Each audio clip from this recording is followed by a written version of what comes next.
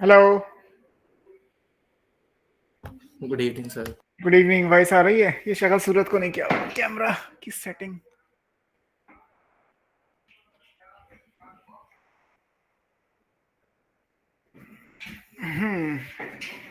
अभी ठीक है। हमने कहाँ तक पढ़ा था ये तो देखना पड़ेगा हमें।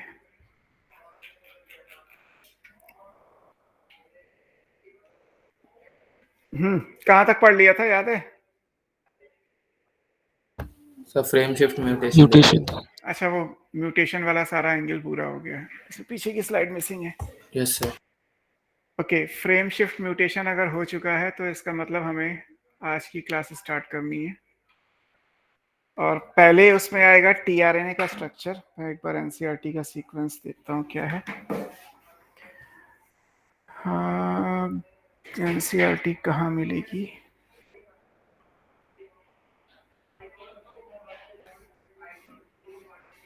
पीछे का तो सारा क्लियर हो गया होगा आपको। आज पेन कहाँ है? ये रहा पॉइंटर। वी हैव, है ना? चैप्टर तो आपका मॉलिक्यूलर बेसिस ही चल रहा है ऑफ इनहेरिटेंस। और इस चैप्टर में अगर आप फ्रेम शिफ्ट म्यूटेशन पढ़ रहे हैं तो इसके बाद मतलब बेसिकली हमने जेनेटिक कोड वाला सेक्शन कर लिया था।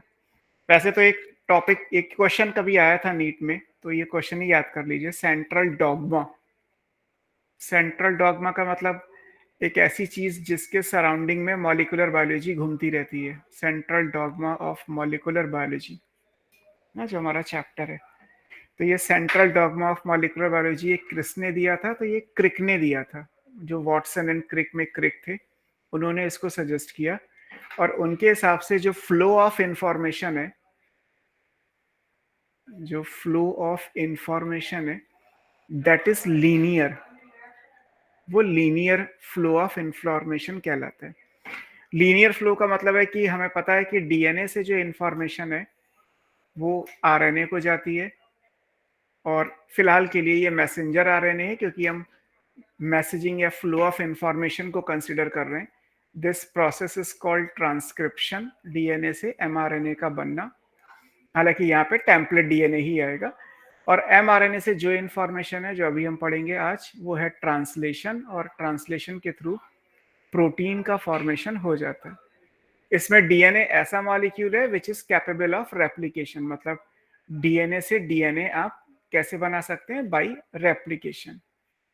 डीएनए की मल्टीपल कॉपीज बनानी हो तो DNA can replicate itself. But DNA से अगर इंफॉर्मेशन आगे ले जानी है प्रोटीन तक, तो पहले एमआरएनए बनेगा, उसके बाद ट्रांसलेशन के थ्रू प्रोटीन बनेगी। इसको बोल दिया कि ये लीनियर है, क्योंकि एक लाइन में इंफॉर्मेशन जा रही है, तो हमने इसको बोल दिया कि ये लीनियर स्ट्रक्चर हो गया। ये लीनियर जो है वो सेंट्रल डॉग्मा हो गया। जब रेट्रोवायरस की डिस्कवरी हुई तो थोड़ा सा चेंज कर दिया, है ना? चेंज क्या किया? साइंटिस्ट होकर कॉमनर है, कॉमनर का नाम तो कभी पूछा नहीं गया। जिन्होंने ये कह दिया कि मॉलिक्यूलर बायोलॉजी का सेंट्रल डॉग्मा या जो फ्लो ऑफ इंफॉर्मेशन है वो सर्कुलर होना चाहिए। There is circular flow of information, है ना? इसमें कॉमनर का नाम कभी नहीं पूछा गया, बट ये सर्कुलर फ्लो ऑफ इंफॉर्मेशन है।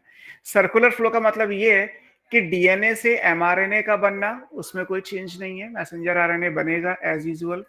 एमआरएनए से प्रोटीन बनेगा, उसमें कोई चेंज नहीं है, एज यूजुअल। ये प्रोसेस आपका ट्रांसक्रिप्शन हो गया। अगला वाला प्रोसेस आपका ट्रांसलेशन है। लेकिन रेट्रोवायरसेस के अंदर ऐड क्या हुआ कि रेट्रोवायरसेस के अंदर जो है वो RNA as a genetic material होता है ना? वहां पे RNA as a genetic material है। तो जब ये आरएनए से डीएनए बनेगा, आरएनए से जब डीएनए बनता है तो उसको हम स्मॉल सी डीएनए लिखते हैं। स्मॉल सी डीएनए का मतलब यहाँ पे लिखा जाता है complementary DNA. C stand for complementary, क्योंकि ये आरएनए का कॉम्प्लीमेंटेशन है। आरएनए में जो था उसका कॉम्प्लीमेंट्री बेस पेयर हमने डीएनए बनाया। हमने मतलब उन वायरसेस में जिसमें RNA as a genome present है, जो आरएनए या रेट्रोवायरसेस के केस में ये डिस्कवर हुआ। रेट्रोवायरस वो वायरस होते हैं जिनमें RNA as a genetic material है। जैसे आपने टीएमवी में RNA as a genetic material पढ़ा, एचआईवी में RNA as a genetic material पढ़ा होगा। तो ऐसे वायरसेस, अभी कोविड भी रेट्रोवायरस ही है, तो इन वायरसेस में आरएनए से पहले डीएनए बनेगा, हालांकि उस डीएनए को सीडीएनए बोलते हैं, कॉम्प्लीमेंट्री डीएनए। उसके बाद ट्रांसक्रिप्शन और ट्रांसलेशन से वायरस अपनी प्रोटीन तक पहुंच पाएगा। तो ये सिग्मा के जैसा आपको दिख रहा होगा ना, इट लुक्स लाइक दिस, कि आपने पहले आरएनए से डीएनए बनाया, डीएनए से एमआरएनए बनाया, एमआरएनए से प्रोटीन बनाया। इसी को बोलते हैं सर्कुलर फ्लो ऑफ इंफॉर्मेशन। फिर आरएनए से डीएनए बनाने में जो प्रोसेस है, उस प्रोसेस का नाम आ गया, this will be reverse transcription. अगर डीएनए से आरएनए बनाना ट्रांसक्रिप्शन है, तो आरएनए से डीएनए बनाना रिवर्स ट्रांसक्रिप्शन हो जाएगा। तो यहां से रिवर्स ट्रांसक्रिप्शन की डिस्कवरी हो गई है ना। तो फ्लो ऑफ इंफॉर्मेशन, वैसे क्रिक का ही नाम पूछा गया है, किसने दिया था, और वो आप देख लीजिएगा कि अगर रेट्रोवायरसेस को लेना है तो सर्कुलर फ्लो, अगर किसी भी यूकैरियोटिक या प्रोकैरियोटिक ऑर्गेनिज्म को लेना है, वायरस को छोड़ के, जैसे हमने स्टार्टिंग में कहीं पढ़ा था कि वायरस के अलावा आरएनए वर्ड कहीं नहीं है, RNA as a genetic material केवल वायरस में है, बाकी आर्की बैक्टीरिया से होमोसेपियंस तक हर जगह डीएनए ही जेनेटिक मटेरियल है। तो उस हिसाब से आपको ये ध्यान में रखना है। तो बुक में ऐसा सच दिया नहीं है, लेकिन सेंट्रल डॉगमा कभी पूछा गया था तो मैंने आपको एक लाइन में समझा दिया। अब बुक में क्या पढ़ना है, इससे पहले कि हम ट्रांसलेशन पढ़े, हमें सबसे पहले चाहिए टीआरएनए का स्ट्रक्चर। सर सेंट्रल डॉगमा तो दिया हुआ है ना बुक में? हाँ, नाम लिखा हुआ है, लेकिन जितना मैंने पढ़ाया इतनी सारी चीजें नहीं है, लेकिन ये सब वही है। इसमें कॉमनर के नाम को छोड़ के बाकी सब आप क्वेश्चन करोगे तो आपको क्वेश्चन मिल जाएंगे। लीनियर फ्लो क्या है, वायरसेस में सर्कुलर फ्लो होता है, कौन से वायरस में सर्कुलर फ्लो ऑफ इंफॉर्मेशन है, यही सब पूछा जाता है। बोलो सर, टेस्ट का एक क्वेश्चन पूछना था। हाँ बताओ। तो क्वेश्चन था कि E coli is an important material for genetic experiment. Sir इसका आंसर था it is haploid and it can be cultured easily. Sir haploid से क्या रिलेशन है इसका? इसमें एक ही क्रोमोसोम होता है, n=1, मतलब जो भी है उसको हम हैप्लॉइड ही बोलते हैं। वैसे तो हमने बैक्टीरिया में क्रोमोसोम पढ़ा नहीं था। सर अगर डिप्लॉइड होता तो क्या होता, मतलब कुछ प्रॉब्लम होती? डिप्लॉइड होता तो प्रॉब्लम सिर्फ ये होती है कि फिर क्रॉसिंग ओवर, मियोसिस, मतलब बहुत सारी चीजें और ऐड हो जाती। ई कोलाई पूरी तरीके से एमाइटोटिकली डिवाइड करता है, तो हम वेरिएशन या जो क्रॉसिंग ओवर की वजह से जो वेरिएशन आ रहे हैं, उन सब बातों को इग्नोर कर दी, मतलब उन सब बातों का कोई सिग्निफिकेंस नहीं रह जाता, यानी कि कोई भी वेरिएशन आएगा नहीं। अब जब वेरिएशन नहीं आएगा तो आप किसी भी कैरेक्टर को आसानी से स्टडी कर सकते हो। और म्यूटेशन के साथ भी यही था कि म्यूटेशन को हैप्लॉइड क्रोमोसोम में स्टडी करोगे तो चांसेस 100% आएंगे, मतलब आने वाली जनरेशन में वही एक क्रोमोसोम एज सच चला जाएगा। तो अगर कोई म्यूटेशन हुआ तो अगली ही जनरेशन में आपको दिख ही जाएगा। अगर डिप्लॉयड है तो फिर चांसेस हैं, बिकॉज अगर डिप्लॉयड ऑर्गेनिज्म है तो मैंडेलिज्म अलाउ करोगे, और मैंडेलिज्म के हिसाब से रिसेसिव करेक्टर जो म्यूटेंट करेक्टर है वो एक जनरेशन को स्किप भी करेगा, और उसके बाद अगर आया भी तो केवल 25% आएगा। तो हम हैप्लॉइड को म्यूटेशन में इसीलिए तो यूज करते थे। हैप्लॉइड जेनेटिक्स क्यों इंपॉर्टेंट हो गई, क्योंकि म्यूटेशन हमें देखना है अगली ही जनरेशन में और 100%। तो ये तभी पॉसिबल है जब ऑर्गेनिज्म हैप्लॉइड हो। अब इसमें ई कोलाई का भी यूज कर लिया गया, और दूसरा जो लिखा है that can be cultured easily, तो वो तो फैक्ट है ही। ई कोलाई को, बैक्टीरिया को आप किसी भी कल्चर प्लेट पे ग्रो कर सकते हो, 20 मिनट में आपको डिवाइड करके वो रिजल्ट भी दे देगा। नॉर्मली कोई और हैप्लॉइड ऑर्गेनिज्म लोगे तो टाइम लगेगा। हैप्लॉइड प्लांट होते हैं, एनिमल में तो हैप्लॉइड कोई है नहीं।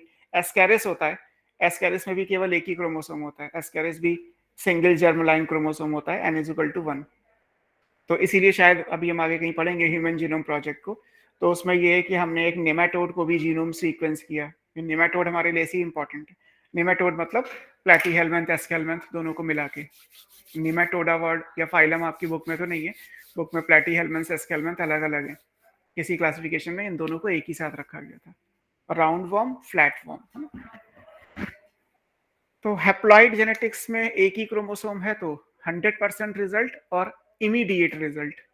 अगर डिप्लॉइड होगा तो इसी म्यूटेशन का रिजल्ट जनरेशन में स्किप हो जाएगा, अगली जनरेशन में आए जरूरी नहीं है, और किसी भी जनरेशन में आएगा तो केवल 25% आएगा।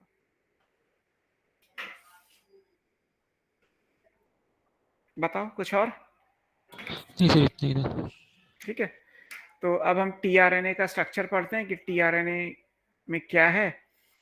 टीआरएनए को क्यों पढ़ रहे हैं? राइबोसोमल आरएनए मैंने बोला था आपको मोस्ट स्टेबल आरएनए है, वो तो राइबोसोम में चला जाता है, उसके स्ट्रक्चर में वैसे भी कुछ नहीं है।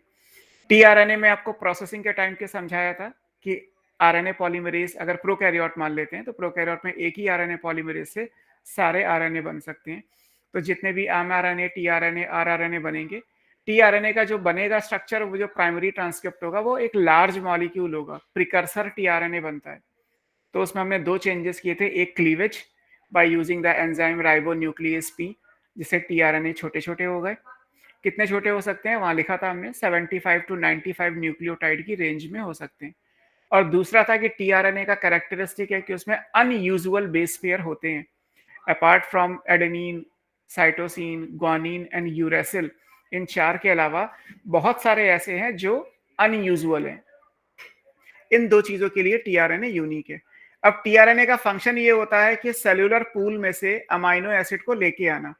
हमारे पास एक एमआरएनए है, तो आपको एक एमआरएनए पता है, मैं पहले आपको अगली स्लाइड से समझाता हूँ कि लाइक मान लीजिए हमारे पास एक एमआरएनए है, तो हमने ये एमआरएनए बना दिया, स्प्लाइसिंग हम कर चुके हैं, तो ये 5 प्राइम टू 3 प्राइम एमआरएनए है ना, ठीक है।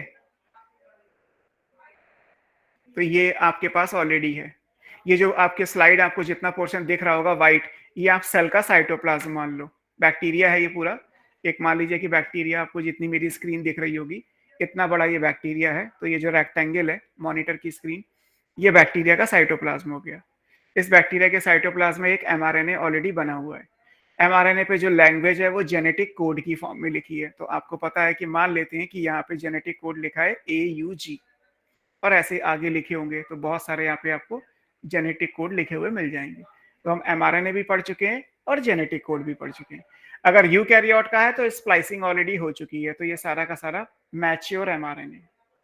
तो हमें एमआरएनए चाहिए था, एमआरएनए हो गए। अब इस पूरे स्पेस में ये जो व्हाइट स्पेस है, यहाँ पे आपको पता है कि 20 टाइप के अमाइनो एसिड्स होंगे, क्योंकि जो टोटल अमाइनो एसिड होते हैं वो 20 होते हैं। उन अमाइनो एसिड के नाम आपने 11th में भी पढ़े होंगे, और जेनेटिक कोड में भी 20 अमाइनो एसिड लिखे हुए हैं, 1 2 3 4 5, 1 2 3 4 5। तो पता चला ये 20 अमाइनो एसिड्स भी इसी जगह हैं। अब हमें ये तो पता है कि एयूजीन मीथियोनिन को कोड करता है, लेकिन मान लीजिए यहाँ पे मीथियोनिन है, तो ये मीथियोनिन जो है वो यहाँ पे लाएगा कौन, है ना। मीथियोनिन को इस सेल के साइटोप्लाज्म में बना लेते हैं, चलो ये सेल का साइटोप्लाज्म है। तो इस साइटोप्लाज्म में जो 20 अमाइनो एसिड पड़े हैं, उनको इस जगह तक कौन लेके आएगा, इस मीथियोनिन को यहाँ तक कौन लेके आएगा। यहाँ तक लेके आने का काम कौन करेगा, टीआरएनए करेगा। टीआरएनए को इसीलिए हम ट्रांसफर आरएनए कहते हैं। इसका काम है कि ये सेलुलर पूल यानी जो साइटोप्लाज्म है उसमें से मीथियोनिन को यानी अमाइनो एसिड को लेके आए। मीथियोनिन को लेके आए इसलिए क्योंकि यहाँ पे एयूजी है। अगर मान लीजिए यहाँ पे ट्रिपल सी होता तो किसको लेके आता, टेबल के हिसाब से ये प्रोलीन को लेके आता। अगर यहाँ पे ट्रिपल यू होता तो किसको लेके आता, फिर ये फिनाइल एलेनिन को लेके आता। तो जो भी आपने पढ़ा है कि जो भी कोडॉन जिस अमाइनो एसिड को कोड करता है उसको लाने का काम कौन करता है, उसको लाने का काम टीआरएनए करता है। इसीलिए टीआरएनए को हम क्या बोलते हैं, टीआरएनए को एडॉप्टर मॉलिक्यूल बोलते हैं। एडॉप्ट करने का काम कर रहा है, this is called adapter molecule. कुछ देर के बाद, मतलब एक टाइम के बाद, प्रोटीन सिंथेसिस करने के बाद ये डिसॉल्व हो जाता है साइटोप्लाज्म में, अपने आप खत्म हो जाता है। तो इसको हम सॉल्युबल आरएनए भी बोलते हैं। This is also called soluble, क्योंकि ये सॉल्युबलाइज हो जाएगा आफ्टर सम टाइम। एक लाइफ स्पैन है टीआरएनए का, मतलब कुछ दिनों के बाद ये अपने आप खत्म हो जाएगा, अपने आप डिसॉल्व हो जाएगा। तो इसको सॉल्युबल आरएनए या स्मॉल एस लिखा हुआ है आरएनए, तो एस एन नहीं, केवल स्मॉल एस। एसएन आरएनए तो अलग था, वो ऑलरेडी आपने पढ़ा था। तो आप इन नाम से भी जो है वो टीआरएनए को जान सकते हो, ठीक। तो टीआरएनए अडॉप्ट क्या कर रहा है, it carries the amino acid. इसका फंक्शन क्या है, it carries the amino acid. ये अमाइनो एसिड को कैरी करता है, उस बेस पे ये टीआरएनए आएगा, ठीक है। और कौन सा अमाइनो एसिड लाएगा, जैसा कोडॉन होगा वैसे ही लेके आएगा। ये मैच कैसे करेगा, टीआरएनए को कैसे पता है कि कौन सा कोडॉन है और मुझे कौन सा अमाइनो एसिड लाना है, उसके लिए हम इसके स्ट्रक्चर पे आते हैं, तो आपको समझ में आ जाएगा। अब टीआरएनए का जो स्ट्रक्चर है वो दो अलग अलग तरीके से दिया गया। दो अलग अलग मतलब है कि एक पहला स्ट्रक्चर था that was called 2D structure, 2 dimensional structure था।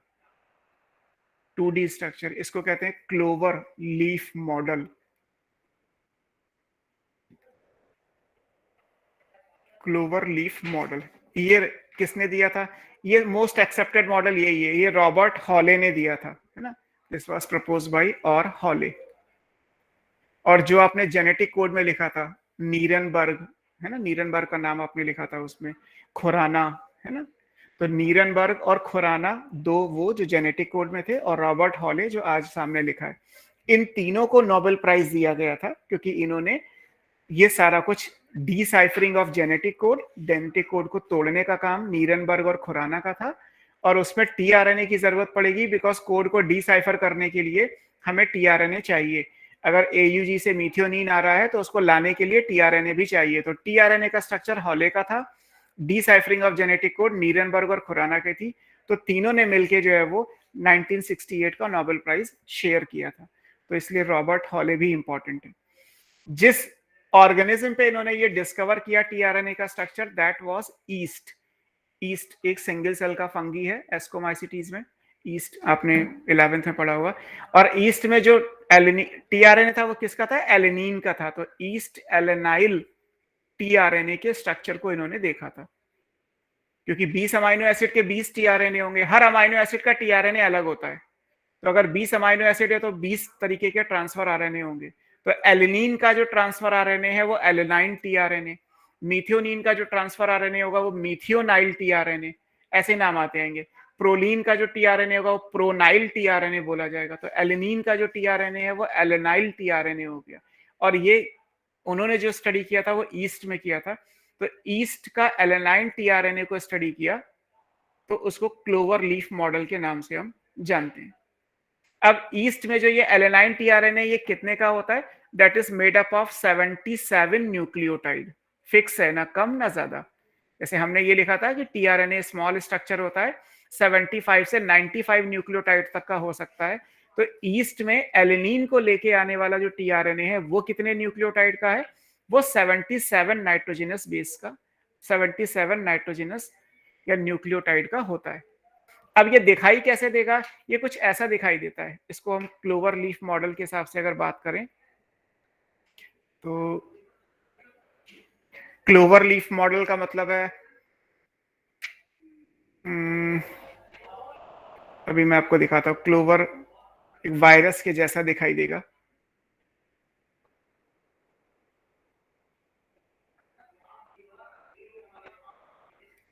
इसको आप ऐसे बना लो, ग्रीन से बना दें। ये स्टेम और लूप कहलाते हैं स्ट्रक्चर में, है ना। ये हो गया। अब इसके हिसाब से अगर आप इसको लाओगे तो यहाँ पे एक वेरिएबल है, एक छोटा सा लूप और होता है, फिर ये नीचे आएगा मेन।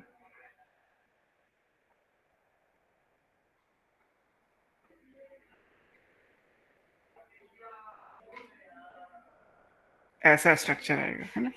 अब ये एक सीधी लाइन भी हो सकती थी, अगर आप इसे पकड़ के खींचोगे तो दोनों एंड आराम से खींच के आ जाएंगे आपके। तो उसके हिसाब से आप ये मान के चलो कि एक डायरेक्ट लाइन भी हो सकती है ना। तो ये इंपॉर्टेंट है आपका। अब इसमें ये जो है वो CCA, ये फिक्स है। मैंने CCA का मतलब क्या हुआ?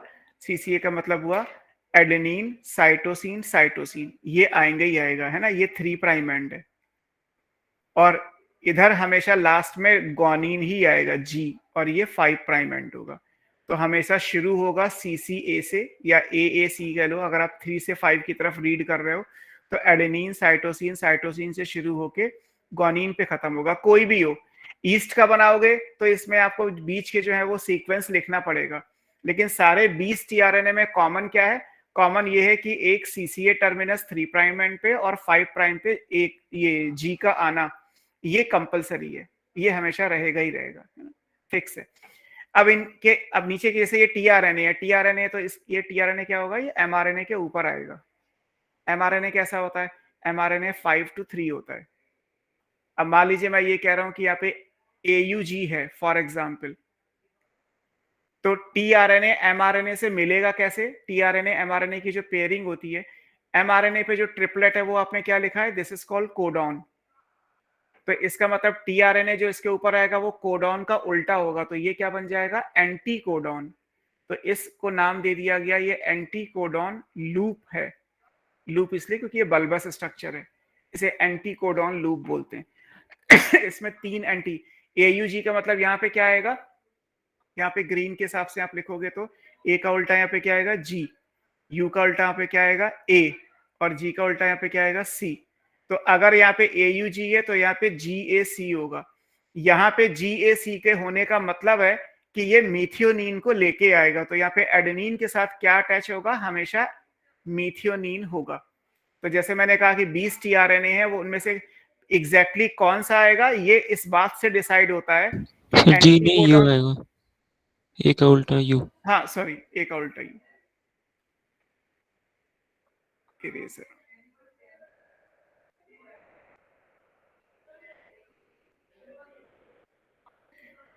सो ये डिसाइड कैसे होगा, ये डिसाइड होगा यूएसी, ये डिसाइड होगा कोडॉन एंटी कोडॉन की पेयरिंग से। जब कोडॉन से एंटी कोडॉन मिलेगा तो ऊपर अपने आप जो अमाइनो एसिड आना चाहिए वो आ जाएगा। तो हमने ये तो एंटी कोडॉन लूप हो गया, जिसपे अमाइनो एसिड अटैच होता है, इसे क्या बोलते हैं, इसे बोलते हैं अमाइनो एसिड अटैचमेंट साइट। इसको हम क्या बोलते हैं, अमाइनो एसिड अटैचमेंट साइट। और ये हमेशा 3 प्राइम एंड पे ही होती है ना, 3 प्राइम एंड पे ही अमाइनो एसिड आके अटैच होगा, और किससे भी, सिर्फ एडेनिन से अटैच होगा। तो अमाइनो एसिड यहीं पे आने वाला है। अब अगर ये कोडॉन एंटी कोडॉन मैच कर रहे हैं तो यह मीथियोनिन हो जाएगा। अगर यहाँ पे नीचे कोडॉन की जगह लिखा होता है ट्रिपल यू, तो इसका एंटी कोडॉन बनता है ट्रिपल ए, और फिर यहाँ पे अमाइनो एसिड आ जाता है फिनाइल एलेनिन। तो आप कोडॉन एंटी कोडॉन को मैच करोगे तो अपने आप आपका जो है वो ये एमिटी आ जाएगा, है ना, ये आपको ध्यान में रखना है। फिर 3 प्राइम एंड से शुरू करोगे तो ये 3 प्राइम एंड है, इसका मतलब जो यूएसी आपने लिखा एंटी कोडॉन, उसमें ये वाला 3 है और ये वाला 5 है, यही तो आएगा। अगर इसको बड़ा करके लिखो तो 3 प्राइम पे U A C anticodon है, ये 5 प्राइम पे, तो यहाँ पे ए यू जी है, और फिर ये क्या होगा 5 प्राइम, और ये क्या होगा 3 प्राइम। यही तो मतलब हुआ, ये हुआ आपका टीआरएनए एंटी कोडॉन, और ये आपका हुआ एमआरएनए कोडॉन। तो कोडॉन एंटी कोडॉन की पेयरिंग से ही तो डिसाइड होगा कि ये मीथियोनिन है ना। तो अब जैसे आपसे कहा जाए कि एंटी कोडॉन क्या है, तो एंटी कोडॉन 3 to 5 लिखा जाता है हमेशा, क्योंकि कोडॉन को हमेशा 5 to 3 लिखते हो। एमआरएनए हमेशा 5 to 3 लिखा जाता है, हम पिछली 2 क्लासेस से एमआरएनए पढ़ ही रहे हैं, नीचे भी रेड कलर से लाइन बनी हुई है। तो इसका मतलब है कि एमआरएनए अगर 5 to 3 होगा तो उसके ऊपर जो टीआरएनए आएगा वो 3 to 5 होगा।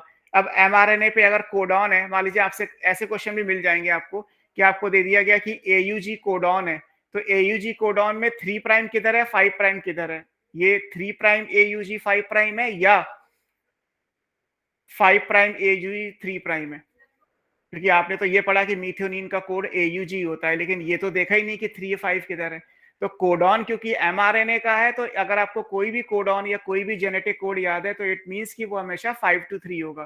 तो राइट आंसर ये वाला है ना, ये ए जो है वो 5 प्राइम पे जाएगा, जो जी है वो 3 पे जाएगा, बीच में तो यू आई गया। तो सर एयूजी कोडॉन 5 to 3। हाँ बोलो। सर ये मेथियोनिल टीआरएनए हुआ ना। हाँ ये मीथियोनाइल टीआरएनए हुआ, मैं जनरल आपको समझा रहा हूँ क्योंकि एलेनिन का आपको नहीं याद करना, लेकिन एयूजी तो आप याद करोगे ही करोगे, वो तो डिस्कवरी की बात थी। सर ये इसलिए टीआरएनए समझा को पता दिया। कैसे चलता है कि एयूजी कोडॉन, जैसे मेथियोनिल टीआरएनए को पता कैसे चला अब जैसे एयूजी कहाँ हाँ पर है? 20 होते हैं टीआरएनए, तो टीआरएनए बन गए, टीआरएनए पे जो अमाइनो एसिड अटैचमेंट साइट है उस पे 20 अमाइनो एसिड होते हैं। अब किस अमाइनो एसिड का एंटी कोडॉन किस एमआरएनए के साथ मैच करेगा ऐसे पता चलता है। जैसे टीआरएनए साइटोप्लाज्म में बने हुए हैं, तो साइटोप्लाज्म में क्या है कि 20 टीआरएनए बनने थे, सबका अलग अलग सीक्वेंस होता है, सब जेनेटिकली है, सबके अलग अलग जीन होते हैं, सबके अलग अलग आरएनए होते हैं। तो ये तो डिसाइड करेगा डीएनए, मतलब जीन डिसाइड करेगा सिस्ट्रॉन की कौन सा टीआरएनए का प्रिकर्सर और उसको कहां से कहां तक तोड़े, सो दैट कि एक टीआरएनए फंक्शनल स्टेट में आ जाए। बीच बीच में बेस मॉडिफिकेशन कर दिए जाते हैं। बेस मॉडिफिकेशन हमेशा यहाँ जो ये लूप है ना, इस स्ट्रक्चर को जो आपने ये लिखा है कि ये क्लोवर लीफ मॉडल कहलाता है, इस स्ट्रक्चर को हम कहते हैं स्टेप एंड लूप। इसमें कुछ स्टेम है और कुछ लूप्स हैं। स्टेम वो होते हैं जहां जहां पे यूजुअल बेस होते हैं, यूजुअल बेस होगा तो इनके बीच में हाइड्रोजन बॉन्डिंग आ जाएगी,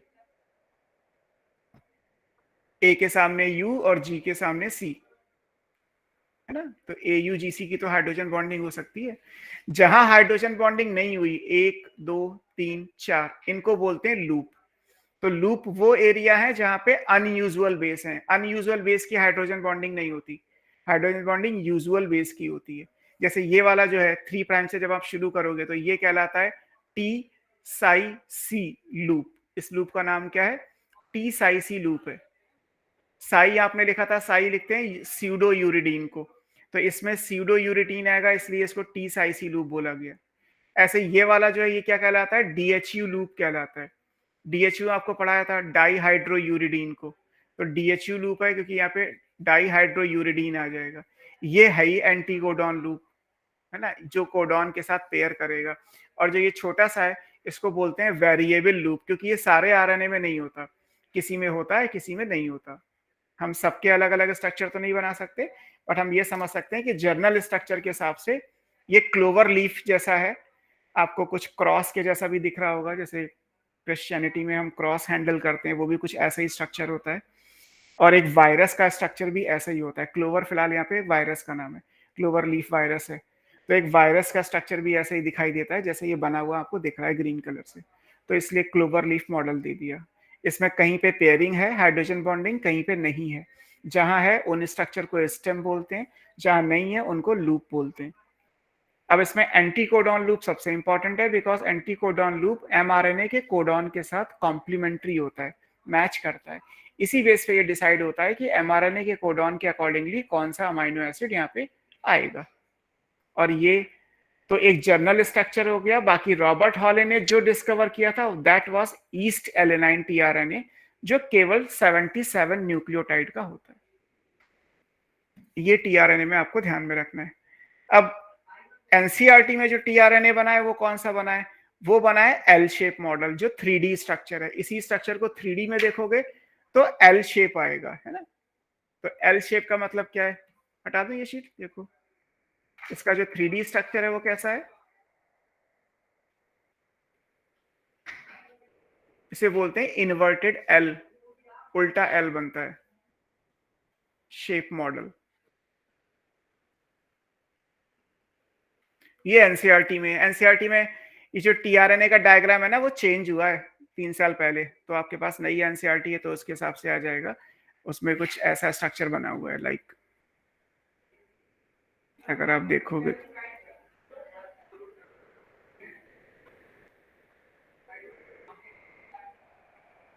ऐसे करके कुछ बना हुआ है ना। तो इसको आपको ध्यान रखना है कि ये 5 प्राइम है, ये 3 प्राइम है। तो 3 प्राइम मतलब ये ऐसे शुरू होगा तो ये एंटी कोडॉन है, तो यहाँ पे ये 3 प्राइम आएगा, फिर यहाँ पे एंटी कोडॉन खत्म होगा तो 5 प्राइम, और नीचे ये mRNA है, ये mRNA है, और ये एल के जैसा ऐसे और ऐसे बन के आएगा, तो ये इन्वर्टेड एल शेप मॉडल बोला जाता है। अब यहाँ पे 5 प्राइम टू 3 प्राइम क्या आएगा? कोडॉन आएगा। अगर मान लीजिए कि यहाँ पे कोडॉन सेम हम एग्जाम्पल ले लेते हैं, अगर यहाँ पे AUG है तो यहाँ UAC आएगा, और फिर 3 प्राइम पे यहाँ जो अमाइनो एसिड आएगा वो मीथियोनिन अपने आप हो जाएगा। तो ये आपको एल शेप मॉडल कहलाता है, बस ध्यान रखना है। इन्वर्टेड एल शेप जो है वो 3D स्ट्रक्चर है, और क्लोवर लीफ 2D स्ट्रक्चर है। इसमें बहुत सारे स्टेम और लूप होते हैं। स्टेम वो जहाँ पे हाइड्रोजन बॉन्डिंग है, लूप वो जहाँ पे हाइड्रोजन बॉन्डिंग नहीं है। इमरान जी पानी की बोतल पहुंचा। और ये भी याद रखिएगा कि डीएनए में आपने जो हाइड्रोजन बॉन्डिंग पढ़ी है वो 2 डीएनए चेन के बीच में थी, तो वो इंटर चेन हाइड्रोजन बॉन्डिंग थी, इंटर मॉलिकुलर हाइड्रोजन बॉन्डिंग थी।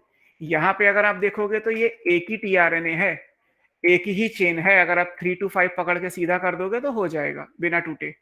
तो यानी यहाँ जो हाइड्रोजन बॉन्डिंग है वो एक मॉलिक्यूल के अंदर है, ये इंट्रा मॉलिकुलर हाइड्रोजन बॉन्डिंग है। ये क्वेश्चन AIPMT का है कि कौन से आरएनए में इंट्रामोलिकुलर हाइड्रोजन बॉन्डिंग होती है। तो mRNA में नहीं होती, rRNA में नहीं होती, hnRNA में नहीं होती। चौथा ऑप्शन tRNA दिया था जहां पे होती है।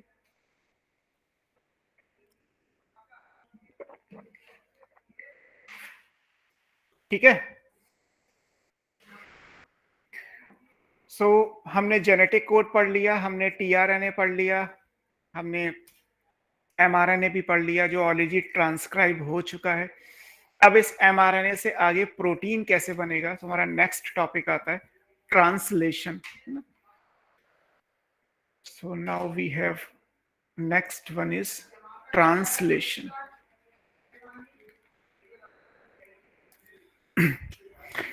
अब ट्रांसलेशन में खास बात क्या है, ट्रांसलेशन का मतलब ये हुआ कि जो mRNA है, अब ट्रांसलेशन में यहाँ पे मैसेंजर आरएनए आएगा और कुछ नहीं आएगा, mRNA से एक प्रोटीन बनना। लेकिन इसको करेक्ट करें तो प्रोटीन में तो आपने अलग अलग लेवल पढ़े होंगे, primary, secondary, tertiary, quaternary. Translation से जो बनता है दैट इज पॉलीपेप्टाइड चेन। और पॉलीपेप्टाइड चेन क्या होता है, प्रोटीन का प्राइमरी स्ट्रक्चर। तो mRNA से एक पॉलीपेप्टाइड चेन या प्रोटीन के प्राइमरी स्ट्रक्चर का बनना क्या कहलाता है, ट्रांसलेशन कहलाता है ना। ये आरएनए से पॉलीपेप्टाइड सिंथेसिस है, mRNA directed polypeptide synthesis. mRNA direct किया तो पॉलीपेप्टाइड सिंथेसिस बन गई। करस्पॉन्डिंग क्या होगा, mRNA पे जो सीक्वेंस जेनेटिक कोड का है, करस्पॉन्डिंग टू दैट किसी पॉलीपेप्टाइड चेन में वही सीक्वेंस अमाइनो एसिड का होगा।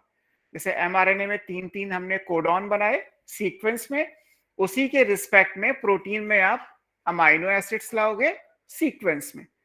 तो mRNA जैसा डायरेक्ट करता जाएगा, प्रोटीन या अमाइनो एसिड का सीक्वेंस वैसा बनता जाएगा। दो अमाइनो एसिड के बीच में बॉन्ड कौन सा होता है, आपने 11th में पढ़ा होगा। पॉलीपेप्टाइड में बॉन्ड कैसा होता है, बोलो। Amino acids are joined together by peptide bond. Peptide bond है ना, पेप्टाइड बॉन्ड। पेप्टाइड बॉन्ड को आप क्या लिखते हैं, CONH है ना, C डबल बॉन्ड ONH, ये आपका पेप्टाइड बॉन्ड है। CONH बॉन्ड कहलाता है। पहले अमाइनो एसिड का कार्बोक्सिलिक दूसरे अमाइनो के अमीन ग्रुप से रिएक्ट करेगा तो पेप्टाइड बॉन्ड बनेगा, है ना। अब ऐसे बॉन्ड बनते जाएंगे अमाइनो एसिड्स के बीच में, एक पॉलीपेप्टाइड चेन बनके तैयार हो जाएगी।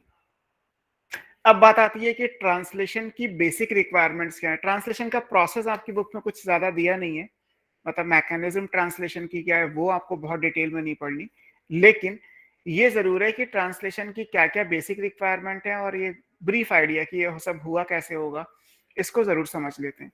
तो सबसे पहले क्या है कि मैं क्या क्या रिक्वायरमेंट्स हैं ट्रांसलेशन की, रिक्वायरमेंट्स।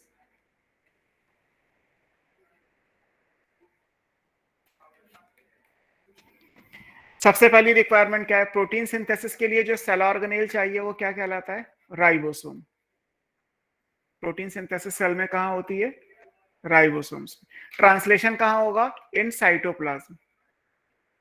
अब अगर ये यूकैरियोट है तो भी उसका साइटोप्लाज्म, प्रोकैरियोट है तो भी उसका साइटोप्लाज्म।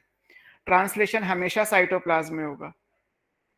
ट्रांसक्रिप्शन डिपेंड करता है, प्रोकैरियोट का साइटोप्लाज्म, यूकैरियोट का न्यूक्लियस, क्योंकि यूकैरियोट में डीएनए न्यूक्लियस के अंदर है, प्रोकैरियोट में डीएनए डायरेक्टली साइटोप्लाज्म में। तो ट्रांसक्रिप्शन के आंसर अलग अलग हो सकते हैं, ट्रांसलेशन में तो कोई इश्यू है ही नहीं। इन ऑल द केस जो भी ट्रांसलेशन होगा वो सिर्फ साइटोप्लाज्म में। तो साइटोप्लाज्म में कौन सा सेल ऑर्गेनेल जो ट्रांसलेशन करता है, that cell organelle is ribosome. तो अब यहाँ राइबोसोम के बारे में देख लेते हैं कि राइबोसोम्स क्या है। राइबोसोम वैसे आपने 11th में सेल में पढ़ा ही होगा, सर ने थोड़ा बहुत राइबोसोम बताया होगा। फिर भी अगर हम अलग अलग लिखे तो कुछ प्रोकैरियोटिक राइबोसोम होते हैं 70S, है ना, कुछ यूकैरियोटिक राइबोसोम होते हैं 80S। राइबोसोम की दो सब यूनिट होती हैं, इसमें है 30S और 50S। 80S में भी दो सब यूनिट होती हैं, इसमें है 40S और 60S। ये स्मॉल सब यूनिट है, 30 और 40, 50 और 60 लार्ज सब यूनिट है। इनको जोड़ के नहीं आता, लेकिन अगर ये दोनों यूनिट्स मिले तो एक बड़ी मिल जाएगी 70, या फिर 40 और 60 मिलके 100 नहीं आएगा, 70 नहीं आएगा, 80 आएगा। तो ये याद रखना है कि राइबोसोम की जो सब यूनिट्स हैं वो एडिटिव नहीं होती हैं, उनको आप जोड़ नहीं सकते, ठीक है। राइबोसोम में होता क्या है, राइबोसोम में दो चीजें आएंगी, एक तो राइबोसोमल आरएनए आता है जो ऑलरेडी आप जानते हैं, और इसके अलावा 80 डिफरेंट टाइप की प्रोटीन्स होती हैं। मतलब राइबोसोम को बनाने के लिए भी हमें क्या चाहिए, राइबोसोमल आरएनए और 80 से ज्यादा अलग अलग तरीके की प्रोटीन है जो मिलकर राइबोसोम बनाती हैं। अब अगर आपसे कहा जाए कि इनमें राइबोसोमल आरएनए कौन कौन सा है, प्रोटीन का नंबर तो नहीं पढ़ना, लेकिन राइबोसोमल आरएनए तो पढ़ा ही था आपने। 30S में कौन सा राइबोसोमल आरएनए होता है, 16S राइबोसोमल आरएनए होता है। 50S में कौन कौन सा होता है, 23S राइबोसोमल आरएनए है और 5S राइबोसोमल आरएनए। ये सब क्या है, राइबोसोमल आरएनए। 30S में 16S और 50 में 23S और 5S। ऐसे यहाँ पे 80S के अंदर राइबोसोमल आरएनए कौन सा होता है, 18S होता है। और 60S के अंदर कौन कौन से होता है, 28S होता है, एक 5.8S है और एक 5S है। 3 है यहाँ पे। तो किसी भी स्मॉल या लार्ज सब यूनिट में राइबोसोमल आरएनए कौन कौन से हैं, ये भी आपको याद रखना। अब इसमें से हमने स्टार्टिंग में कहीं लिखा था कि आरएनए जो है वो एंजाइम का भी काम करता है। जब हमने डीएनए वर्सेस आरएनए पढ़ा था कि नेचर ने डीएनए को जेनेटिक मटेरियल क्यों चूज किया जबकि एवोल्यूशन में आरएनए पहले बना था, तो उसमें एक रीजन ये भी दिया था कि राइबोसोम, ये जो आरएनए है वो रेप्लिकेट करने और एक्सप्रेस करने के साथ साथ एंजाइम का भी काम कर लेता है। उसे हमने राइबोजाइम, राइबोन मतलब आरएनए वाला एंजाइम का नाम दे दिया। तो प्रोकैरियोट में एक राइबोसोम ऐसा है जो राइबोजाइम कहलाता है, और वो कौन सा है, वो है 23S राइबोसोमल आरएनए। तो जो ये 23S राइबोसोमल आरएनए है, that act as ribozyme. Ribozyme का मतलब ऐसा आरएनए जो एंजाइम का काम कर रहा है।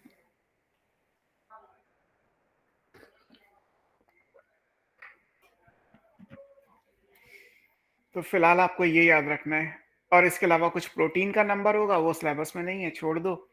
मतलब 80 डिफरेंट टाइप की प्रोटीन है, बट 30S में कितनी है, 50 में कितनी है, या राइट साइड में 40 और 60S में कितनी कितनी प्रोटीन है, वो पूछा नहीं जाएगा। आरएनए किसमें कौन से होते हैं वो जरूर याद रखिएगा।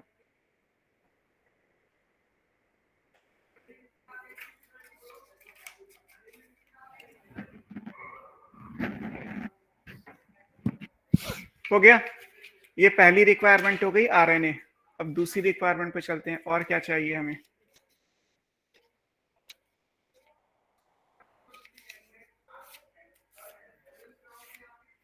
डन। Yes sir. चलो सेकंड रिक्वायरमेंट आता है। सेकंड क्या चाहिए हमें, एक एमआरएनए चाहिए। अगर प्रोकैरियोट है तो एमआरएनए, और अगर यूकैरियोट है तो मैच्योर एमआरएनए जो स्प्लाइसिंग के बाद बना था, है ना।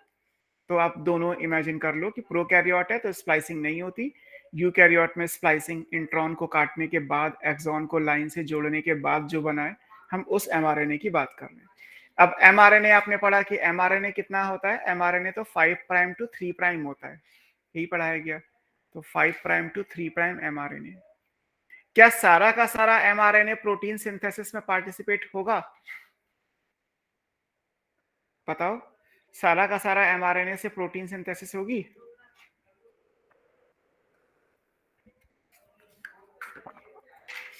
नहीं। क्यों नहीं होगी, क्योंकि एमआरएनए में जहां पे भी एयूजी आएगा प्रोटीन सिंथेसिस यहीं से शुरू होगी,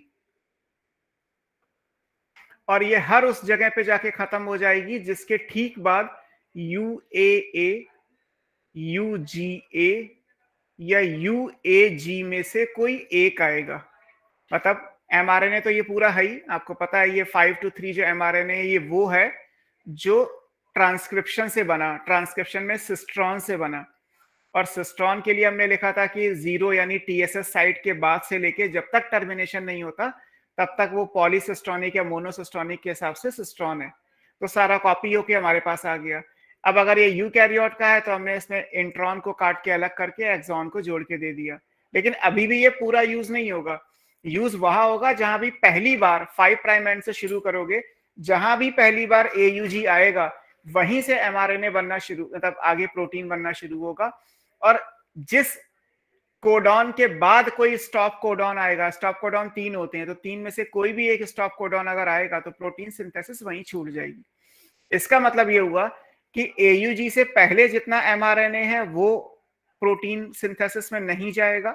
अगर कहा जाए कि कौन सा पोर्शन mRNA का प्रोटीन सिंथेसिस में नहीं गया, तो ये इसको बोलते हैं UTR। UTR का मतलब है अनट्रांसलेटेड रीजन, इसका ट्रांसलेशन नहीं होगा।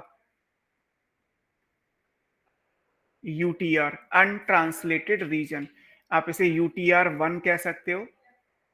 और ये क्योंकि AUG से पहले है तो इसे बोला जाता है लीडर सीक्वेंस, तो ये UTR1 है। ऐसे यहां पे जो आएगा वो है UTR2 अनट्रांसलेटेड 2, इसको बोला जाता है ट्रेलर क्योंकि ये पीछे आता है सीक्वेंस। तो यानी कि सारा mRNA प्रोटीन सिंथेसिस में नहीं जाएगा, mRNA वहां तक जाएगा जहां तक आप कह सकते हैं कि प्रोटीन सिंथेसिस यहां से शुरू होगी और ये प्रोटीन की सिंथेसिस है। ये एक पॉलीपेप्टाइड चेन है जो यहां से बनी, वाई ट्रांसलेशन है ना, यहां से फर्स्ट अमाइनो एसिड और यहाँ पे आके लास्ट अमाइनो एसिड, क्योंकि ये स्टॉप कोडॉन किसी भी अमाइनो एसिड को नहीं लाते, लेकिन स्टार्ट कोडॉन अमाइनो एसिड को लाता है, and that amino acid is always methionine. तो mRNA में जो UTR वाला सेक्शन है वो आपको याद रखना है ना। UTR दोनों तरफ होते हैं। सर इनका यूज क्या होगा UTR का? कुछ नहीं, छूट जाएगा ऐसे। प्रोटीन बनाने में बस इनका यूज यही है कि ये सेफ गार्ड के तरीके से काम कर रहे हैं, कि हमें पता है कि प्रोटीन किनारे से नहीं बननी, बीच में बननी है कहीं, तो बस ठीक है, वो एक तरीके से प्रोटेक्शन मान लो कि एक्स्ट्रा प्रोटेक्शन हो गया। Okay sir. क्योंकि यहाँ पे आप जब mRNA बनाओगे तो आप अगर पूरा याद करो पिछली क्लास वाला, कि ऑलरेडी हर चीज बार बार लिखने में शायद टाइम ज्यादा लगेगा, बाकी कुछ नहीं है। यहाँ पे ये है ना, तो यहाँ पे भी क्या आएगा, यहाँ पे 7 mg आएगा, आपने लिखा था ना कैपिंग की थी, और यहाँ पे टेलिंग होगा अगर यूकैरियोट का है, तो यहाँ पे पॉली ए रेजिड्यू भी आएंगे। अब आप कहें कि सर इसमें से कॉपी कितना है, तो कॉपी तो केवल इतना ही हो रहा है, ये केवल ये ट्रांसलेटेड रीजन है जिसका ट्रांसलेशन हुआ, और बाकी इससे पहले और स्टॉप कोडॉन के बाद में वो सब अनट्रांसलेटेड है। और क्या चाहिए, मान लीजिए AUG तो आ गया, अब AUG आ गया तो AUG के ऊपर मीथियोनीन आएगा, वो लेके कौन आएगा, तो अभी हमने पढ़ा हमें tRNA चाहिए, प्रोटीन सिंथेसिस के लिए ट्रांसफर RNA चाहिए। 20 अमाइनो एसिड के लिए 20 tRNA होते हैं, तो 20 टाइप्स के होंगे ये।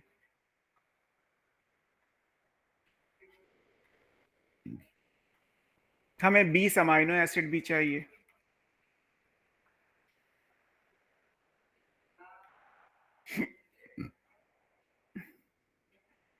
One is specific for each amino acid, her amino acid का tRNA स्पेसिफिक होता है। तो 20 अमाइनो एसिड चाहिए, तो उसके लिए 20 हमें tRNA चाहिए।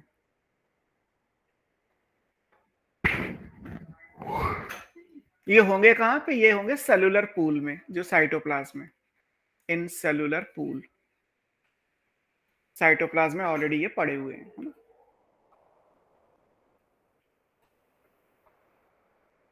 ठीक है, और क्या चाहिए, tRNA जो होता है, शुरू में हम tRNA को ऐसे मान लेते हैं, है ना, ये एक tRNA है, हम प्रॉपर वैसा स्ट्रक्चर नहीं बना रहे, सिंपल एक लाइन डायग्राम मान लेते हैं, ये tRNA है हमारे लिए। इसका मतलब क्या है, यहाँ पे कोई भी अमाइनो एसिड आएगा ऐसे, और आएगा वो जो यहाँ पे एंटी कोडॉन होगा, है ना, ये हमारा हुआ 3 प्राइम एंड और ये हमारा हुआ 5 प्राइम एंड। ये बना कैसे, ये बना है कुछ इस तरीके से, एक हमारे पास सिंपल tRNA था, 5 prime and CCA 3 prime and, और एक हमारे पास अलग से अमाइनो एसिड था। तो ये अमाइनो एसिड जो है वो यहाँ पे आके जुड़े तो ये बन जाएगा, है ना। लेकिन ये यहाँ पे बस सेम एंटी कोडॉन से तो कोई मतलब ही नहीं है इसमें। बट ये काम होगा कैसे, इसको बोलते हैं, ये है अनचार्ज टीआरएनए, और इसको बोलते हैं चार्ज टीआरएनए। चार्ज टीआरएनए का मतलब है कि टीआरएनए के ऊपर उसका अमाइनो एसिड है। अगर टीआरएनए से अमाइनो एसिड अटैच है तो क्या बोलेंगे, चार्ज टीआरएनए। और अगर अमाइनो एसिड अलग है और टीआरएनए अलग है तो अनचार्ज आप उसे बोल सकते हो।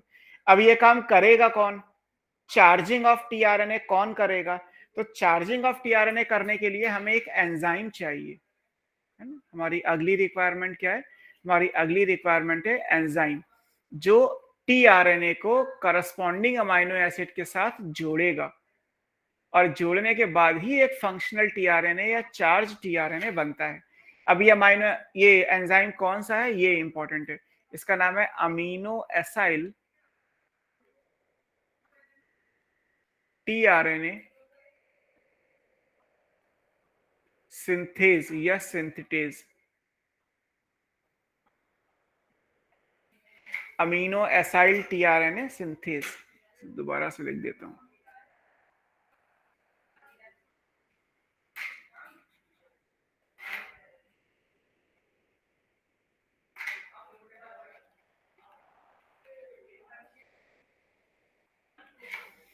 सो अमीनो एसाइल टीआरएनए सिंथेज या सिंथेटेज जो एंजाइम है वो टीआरएनए को चार्ज करता है। तो ये अगली रिक्वायरमेंट हो गई एंजाइम। इसके अलावा चाहिए एनर्जी। एनर्जी का सोर्स यहाँ पे इंपॉर्टेंट है। हर जगह तो आप एटीपी पढ़ते हो, यहाँ पे एटीपी की जगह साथ जीटीपी भी होगा, तो ये ज्यादा इंपॉर्टेंट है, क्योंकि ATP energy currency of the cell है, सब जानते हैं। बट कुछ ऐसी जगह है जहाँ पे रिएक्शन एटीपी से ना होके जीटीपी से होती है। तो फिलहाल एक ये भी जगह है, ये भी आंसर है, जहाँ एटीपी के यूज ना होके जीटीपी का यूज हो रहा है। और इसके अलावा चाहिए, कोई भी प्रोसेस 3 टुकड़ों में होता है, हमने पिछली क्लास में भी डिस्कस किया था, इनिशिएशन, इलोंगेशन, टर्मिनेशन। यहाँ पे भी कुछ फैक्टर्स चाहिए। फैक्टर्स वो जो इनिशिएशन, इलोंगेशन और टर्मिनेशन को असिस्ट करते होंगे, जो इनके लिए चाहिए। इनिशिएशन, इलोंगेशन, टर्मिनेशन, इनको असिस्ट करने के लिए कुछ हमें प्रोटीन के फैक्टर चाहिए। इनिशिएशन के लिए इनिशिएशन फैक्टर आईएफ, इलोंगेशन के लिए ईएफ, इलोंगेशन फैक्टर, टर्मिनेशन के लिए एक्चुअली टीएफ नहीं होता, उसको हम रिलीज फैक्टर बोलते हैं। अभी हम पढ़ेंगे तो समझ में आ जाएगा। यहाँ पे रिलीज फैक्टर बोला जाता है इसे, रिलीज फैक्टर इज आरएफ। यहाँ पे इलोंगेशन है तो ईएफ, यहाँ पे इनिशिएशन है तो आईएफ। तो मतलब ये फैक्टर्स भी चाहिए। अब प्रोकैरियोट के फैक्टर कम है, यूकैरियोट के फैक्टर और ज्यादा हैं। जैसे प्रोकैरियोट में इनिशिएशन में केवल 3 फैक्टर हैं, IF1, IF2, IF3। But eukaryote में जो इनिशिएशन फैक्टर है वो 9 है। तो उस हिसाब से आपको कॉम्प्लेक्सिटी यूकैरियोट में मिलेगी। लेकिन यूकैरियोट का पढ़ना नहीं है सिलेबस में, जो भी कुछ है वो हमें प्रोकैरियोट यानी बैक्टीरिया का ही पढ़ना है।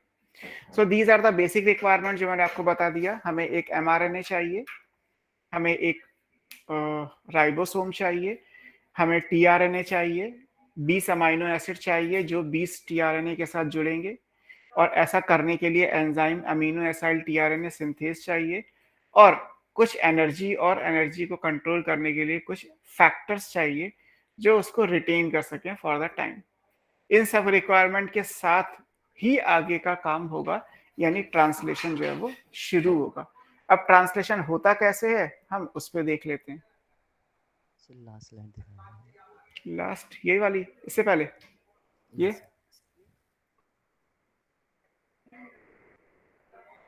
done.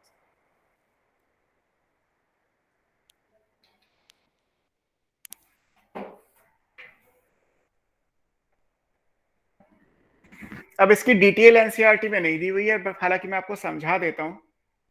है ना, 10-15 मिनट लग जाएंगे, लेकिन लिखा कुछ भी नहीं है एनसीईआरटी ने, है ना। एनसीईआरटी ने कुछ ऐसी, आप पढ़ लीजिएगा एक बार एनसीईआरटी से भी ट्रांसलेशन, आपको मिलेगा कुछ नहीं, बट फिर भी मैं आपको समझाने की कोशिश कर सकता हूँ कि होगा क्या। आप इसको ऐसे समझो कि हमें डीएनए रेप्लिकेशन करना था, तो डीएनए रेप्लिकेशन करने के लिए हमने क्या किया, हमें एक नया डीएनए बनाना है तो एक पुराना डीएनए चाहिए, तो हमें एक टेम्पलेट डीएनए चाहिए जिसकी इंफॉर्मेशन को यूज किया डीएनए रेप्लिकेशन में।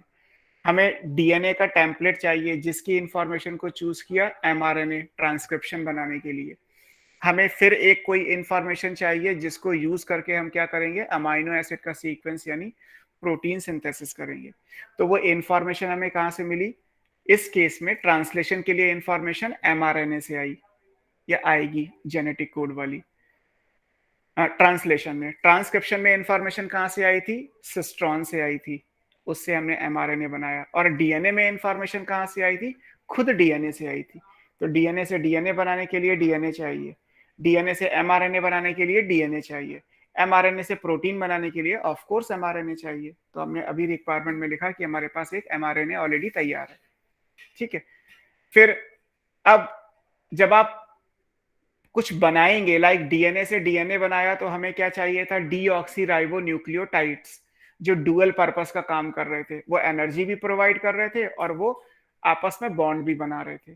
फिर हमने जब एमआरएनए बनाया ट्रांसक्रिप्शन में, तब भी हमने लिखा, क्योंकि हम आरएनए बना रहे थे तो हमें राइबोन्यूक्लियोटाइड चाहिए थे, थाइमीन की जगह यूरेसिल आ गया था।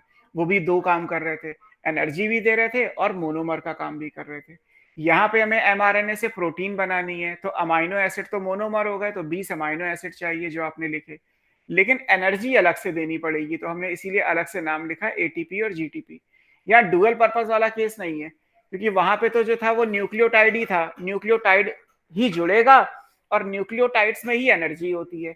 यहाँ जुड़ेगा amino acid, energy again ATP यानी जीटीपी यानी न्यूक्लियोटाइड में है, तो एनर्जी कहीं और से आएगी और जोड़े कुछ और जाएगा। तो ये एक डिफरेंस आ जाएगा ट्रांसलेशन के हिसाब से, ठीक है। अब जैसे भी आपने पूछा था कि सर टीआरएनए बन गए, तो बन गए, फिर टीआरएनए से अमाइनो एसिड जुड़ेगा भी ना, तो इसको बोला जाता है एक्टिवेशन ऑफ टीआरएनए। तो पहला काम क्या होता है, मैकेनिज्म के हिसाब से अगर हम पढ़ते तो एक्टिवेशन ऑफ टीआरएनए कहलाता है, टीआरएनए को एक्टिवेट करना। एक्टिवेट करने का मतलब ये टीआरएनए है, टीआरएनए ऐसे ही लिखा जाता है,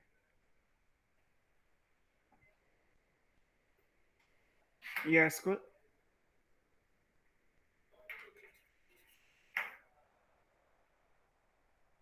ऐसे लिख लेते हैं, चलो। इसके साथ हमें क्या चाहिए होगा, अमाइनो एसिड को जोड़ना है, for that we require energy, energy ATP है। तो होगा क्या, ये इस पे जुड़ेगा, इसके लिए एंजाइम चाहिए। एंजाइम कौन सा था, अभी हमने लिखा, अमीनो एसाइल टीआरएनए सिंथेटेज। इस एंजाइम की जरूरत पड़ेगी। जब ये एंजाइम होगा तो टीआरएनए क्या होगा, अमाइनो एसिड से जुड़ जाएगा। जब जुड़ जाएगा तो ये टीआरएनए है और ये इसके साथ अमाइनो एसिड इसमें जुड़ गया। तो ये था हमारा अनचार्ज टीआरएनए। अब ये हो गया चार्ज या एक्टिवेटेड टीआरएनए। इसी को हमने बोला एक्टिवेशन, कि टीआरएनए को एक्टिवेट कर दिया हमने, है ना। और एटीपी से जो एनर्जी है वो एएमपी की फॉर्म में अलग हो गई, है ना। तो अमाइनो एसिड टीआरएनए से जुड़ गया, तो ये काम 20 बार होगा, क्योंकि 20 अलग अलग तरीके के चार्ज टीआरएनए बनने हैं। एक टीआरएनए एक अमाइनो एसिड फर्स्ट स्टेप तो कोड रीड करना होगा ना, पहले कोड को रीड करेंगे तो पता चलेगा कौन सा। कोड को रीड करने से पहले ये अलग से रिएक्शन है। जैसे एमआरएनए, जैसे आपने मान लीजिए डीएनए रेप्लिकेशन पढ़ा, तो डीएनए रेप्लिकेशन में पहले डीऑक्सी न्यूक्लियोटाइड तो लाओ, जिनको जोड़ के बॉन्ड बनाओगे, तभी तो टेम्पलेट को रीड करोगे। आप रीड तो कर लो, लेकिन रीड करके करोगे क्या, कुछ जिस चीज को जोड़ना है वो भी तो तैयार कर लो पहले।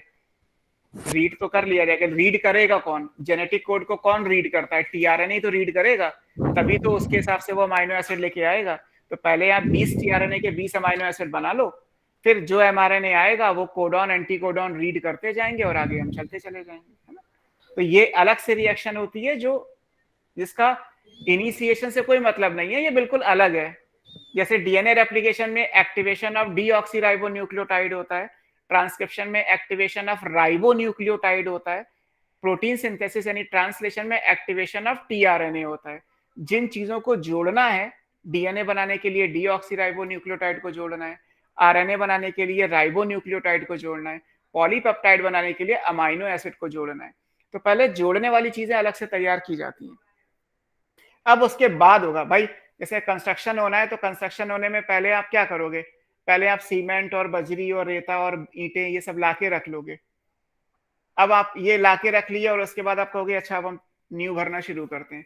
ऐसा तो ना है कि नींव भरना शुरू करते हैं, नींव खोदने की जगह कर ली, अब उसके बाद ईंट लेके आओगे, फिर उसके बाद सीमेंट शॉप से लेके आओगे, तो टाइम वेस्टेज होगा। पहले रॉ मटेरियल तैयार कर लेते हैं, फिर प्रोसेस को शुरू करते हैं। तो ये रॉ मटेरियल है, हमें टीआरएनए खाली नहीं चाहिए, हमें टीआरएनए वो चाहिए जो अमाइनो एसिड के साथ आ सके, क्योंकि वही जेनेटिक कोड को रीड कर पाएगा।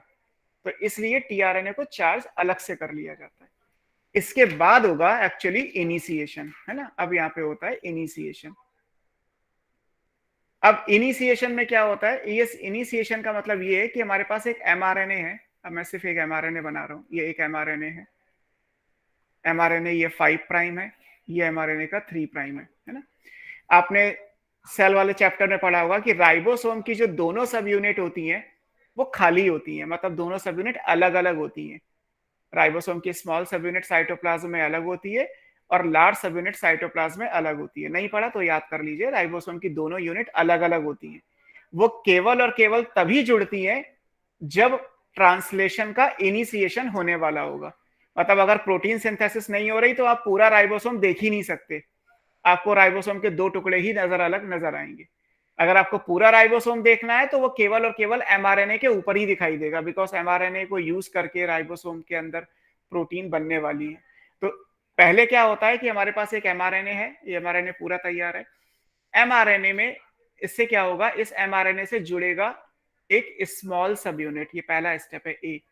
ये एमआरएनए है, इसके साथ हम क्या जोड़ेंगे, स्मॉल सब यूनिट ऑफ राइबोसोम जोड़ेंगे। तो ये राइबोसोम की स्मॉल सब यूनिट है। अगर ये बैक्टीरिया है तो ये क्या होगा, 30S होगा। अब कैसे जुड़ेगा एमआरएनए राइबोसोम, कैसे, राइबोसोम की स्मॉल सब यूनिट में यहाँ पे एक बाइंडिंग साइट होती है जो ये एमआरएनए को पहचानती है, इसको बोलते हैं एमआरएनए बाइंडिंग साइट। यहीं से एमआरएनए बाइंड करेगा, है ना। राइबोसोम का एक 30S वाला सब यूनिट पड़ा हुआ है साइटोप्लाज्म में, उससे एमआरएनए आके जुड़ेगा। कहां से जुड़ेगा, जहां भी एमआरएनए बाइंडिंग साइट होगी ना, वहां से ये जुड़ना शुरू हो जाएगा। तो ये क्या हुआ, इसको अगर हम सेंटेंस की फॉर्म में लिखें तो क्या लिखोगे, mRNA plus 30S equals to, अब क्या बन गया, एमआरएनए बन गया डैश 30S कॉम्प्लेक्स बन गया। एमआरएनए और 30S दोनों जुड़ गए। अब क्या होगा, ये जुड़ेगा कहां से, जहां भी AUG होगा, है ना। तो आपको पता है कि यहाँ पे बीच में कहीं AUG है ना। तो अब क्या होगा, अब इसके ऊपर सबसे पहले टीआरएनए आएगा। तो दूसरे स्टेप में क्या होगा, दूसरे स्टेप में आप मान के चलो कि ये यहाँ पे ट्रांसफर आरएनए आ गया, वो जो मीथियोनिन को लेके आ रहा है। यहाँ पे क्या आएगा, यहाँ पे आएगा UAC, है ना। तो यहाँ पे आप लेके आओगे ये रेड वाला एरिया, और यहाँ पे आ रहा है AUG, और ये जुड़ा है स्मॉल सब unit of ribosome by the help of mRNA binding site. ये हुआ 5 प्राइम, ये हुआ 3 प्राइम, ये हुआ 30S, और ये टीआरएनए MET हो ही गया, है ना। तो सेकंड स्टेप पे ये होता है कि इस कॉम्प्लेक्स से एमआरएनए 30S कॉम्प्लेक्स से क्या जुड़ेगा, टीआरएनए आके जुड़ेगा। इसको लिखोगे तो कैसे लिखोगे, यहाँ पे 30S एमआरएनए 30S कॉम्प्लेक्स है, जिससे आपको क्या जोड़ना है, टीआरएनए मीथियोनिन वाला जोड़ना है। तो जोड़ने के बाद अब क्या बन गया, अब ये पूरा कॉम्प्लेक्स बन गया। यहाँ पे हाइड्रोजन बॉन्डिंग होगी, ए और यू के बीच में 2 हाइड्रोजन बॉन्ड, ए और यू के बीच में 2 हाइड्रोजन बॉन्ड, और सी और जी के बीच में 3 हाइड्रोजन बॉन्ड। तो अब ये क्या बन गया, अब ये बन गया एमआरएनए 30S टीआरएनए मीथियोनिन वाला कॉम्प्लेक्स। तो अब ये बन गया आपका mRNA 30S tRNA MET complex. mRNA 30S मीथियोनिन tRNA complex. बोलो सर ये मिथेनिल टीआरएनए एयूजी को छोड़ के कहीं और नहीं जा सकता, वहीं पे ना, आएगा बल्कि। वो तो कोडॉन एंटी कोडॉन ही तो मैच करने, एयूजी से ही जुड़ेगा, अच्छा, कहीं और जाते तो। जाएगा ही नहीं। जोड़ने के लिए कॉम्प्लीमेंट्री होना जरूरी है, कोडॉन का उल्टा एंटी कोडॉन आएगा तभी तो। अब ये मान लीजिए जितना पेज आपको दिख रहा है वाइट मेरा मॉनिटर की स्क्रीन, इसमें 20 अमाइनो एसिड हैं जो टीआरएनए से जुड़े हुए पड़े हैं, मतलब 20 ग्रीन कलर के स्ट्रक्चर पड़े हुए हैं। लेकिन एयूजी, रेड वाले एयूजी के ऊपर वही ग्रीन यूएसी आके जुड़ेगा जो मीथियोनिन के साथ होगा, और कोई जुड़ेगा ही नहीं। अगर आप ये कहें फॉर एग्जाम्पल कि सर मैं यहाँ पे ग्रीन एक और बना लेता हूँ, क्या फर्क पड़ता है, ये मैंने ग्रीन बना दिया। अब यहाँ पे क्या है, यहाँ पे जो है वो ट्रिपल जी है, ट्रिपल जी का मतलब ये प्रोलीन ट्रिपल सी के कंट्रास्ट में आएगा। ये वाला यहाँ क्यों नहीं जुड़ रहा, नहीं जुड़ेगा, पहला यही जुड़ेगा, क्योंकि फर्स्ट अमाइनो एसिड जो आता है वो मीथियोनिन ही आता है। स्टार्ट कोडॉन जो है वो हमेशा एयूजी होता है, तो एयूजी के सामने यहाँ पे आप सोचे कि जीजीजी आ जाए, तो कैसे आ जाएगा, आ ही नहीं सकता, क्योंकि जीजीजी एयूजी के साथ कैसे हाइड्रोजन बॉन्ड बनाएगा, बन ही नहीं सकते। हाइड्रोजन बॉन्ड तो वही है ना कि एक प्यूरिन एक पायरिमिडीन से बनाता है। तो अगर आरएनए का आरएनए के साथ भी बन रहा है, तो एक आरएनए में एडेनिन होगा तो दूसरे आरएनए में यूरेसिल होगा, एक में यूरेसिल है तो दूसरे में एडेनिन होगा, एक में ग्वानिन है तो दूसरे वाले में साइटोसिन होगा, और फिर बॉन्ड बना लो। तो ये आपका एमआरएनए का टीआरएनए के साथ बॉन्ड बन गया, कॉम्प्लेक्स बन गया, ये नाम दे दिया mRNA 30S tRNA MET complex, है ना, ये नहीं आ सकता। ठीक है, अब क्या होगा, अब इसके ऊपर आएगा लार्ज सब यूनिट ऑफ राइबोसोम, है ना। अब क्या होगा, इसके ऊपर आएगा लार्ज सब यूनिट ऑफ राइबोसोम। मैंने कैसे बनाया था, मैंने इस तरीके से बनाया था ये डायग्राम, एमईटी, यहाँ पे लिखा हुआ है यूएसी, ये आपका 3 प्राइम एंड है, ये आपका 5 प्राइम एंड है। नीचे क्या बनाया था मैंने, नीचे बनाया था एक एमआरएनए, तो ये एमआरएनए में यहाँ पे क्या आ रहा है, ए यू जी, और ये हमारा 5 प्राइम है, इधर यूटीआर 1 होगा, ये 3 प्राइम है, पता नहीं यूटीआर कहाँ आएगा, अभी तो हमें कुछ पता ही नहीं है। मान लेते हैं कि यहाँ पे स्टॉप कोडॉन है यूएए, तो फिर इसके आगे का जो है वो यूटीआर बन जाएगा। अब नीचे आपको पता ही है कि स्मॉल सब यूनिट जो राइबोसोम की है वो जुड़ी हुई है 30S, तो ये आपका क्या हो गया, ये आपका mRNA 30S tRNA methionine complex है। अब इस कॉम्प्लेक्स से क्या जुड़ेगा, इस कॉम्प्लेक्स से जोड़ोगे आप 50S वाली यूनिट, लार्ज सब यूनिट ऑफ राइबोसोम। लार्ज सब यूनिट ऑफ राइबोसोम के अंदर 3 डिप्रेशन होते हैं, मान लीजिए एक कैप लगी हुई है और उस कैप के अंदर 3 गड्ढे बने हुए हैं, तो जब फिट होगी वो कैप इसके ऊपर, तो ऐसे फिट होगी कि यहां पे बीच वाला गड्ढा जो है वो उसके अंदर ये टीआरएनए जाना चाहिए, कोडॉन एंटी कोडॉन बीच में जाने चाहिए। फिर एक गड्ढा इसके आगे आएगा इस साइड में, और एक गड्ढा इसके इस साइड में आएगा। इनके नाम होते हैं, इसको बोलते हैं ई, इसको बोलते हैं पी, इसको बोलते हैं ए साइट, और ये आपका रहा राइबोसोम की लार्ज सब यूनिट।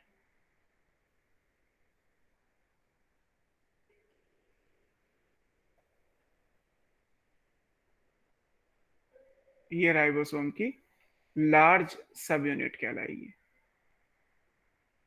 ऐसे मान लो कुछ। अब ये क्या बन गया आपका, ये बन गया आपका एमआरएनए।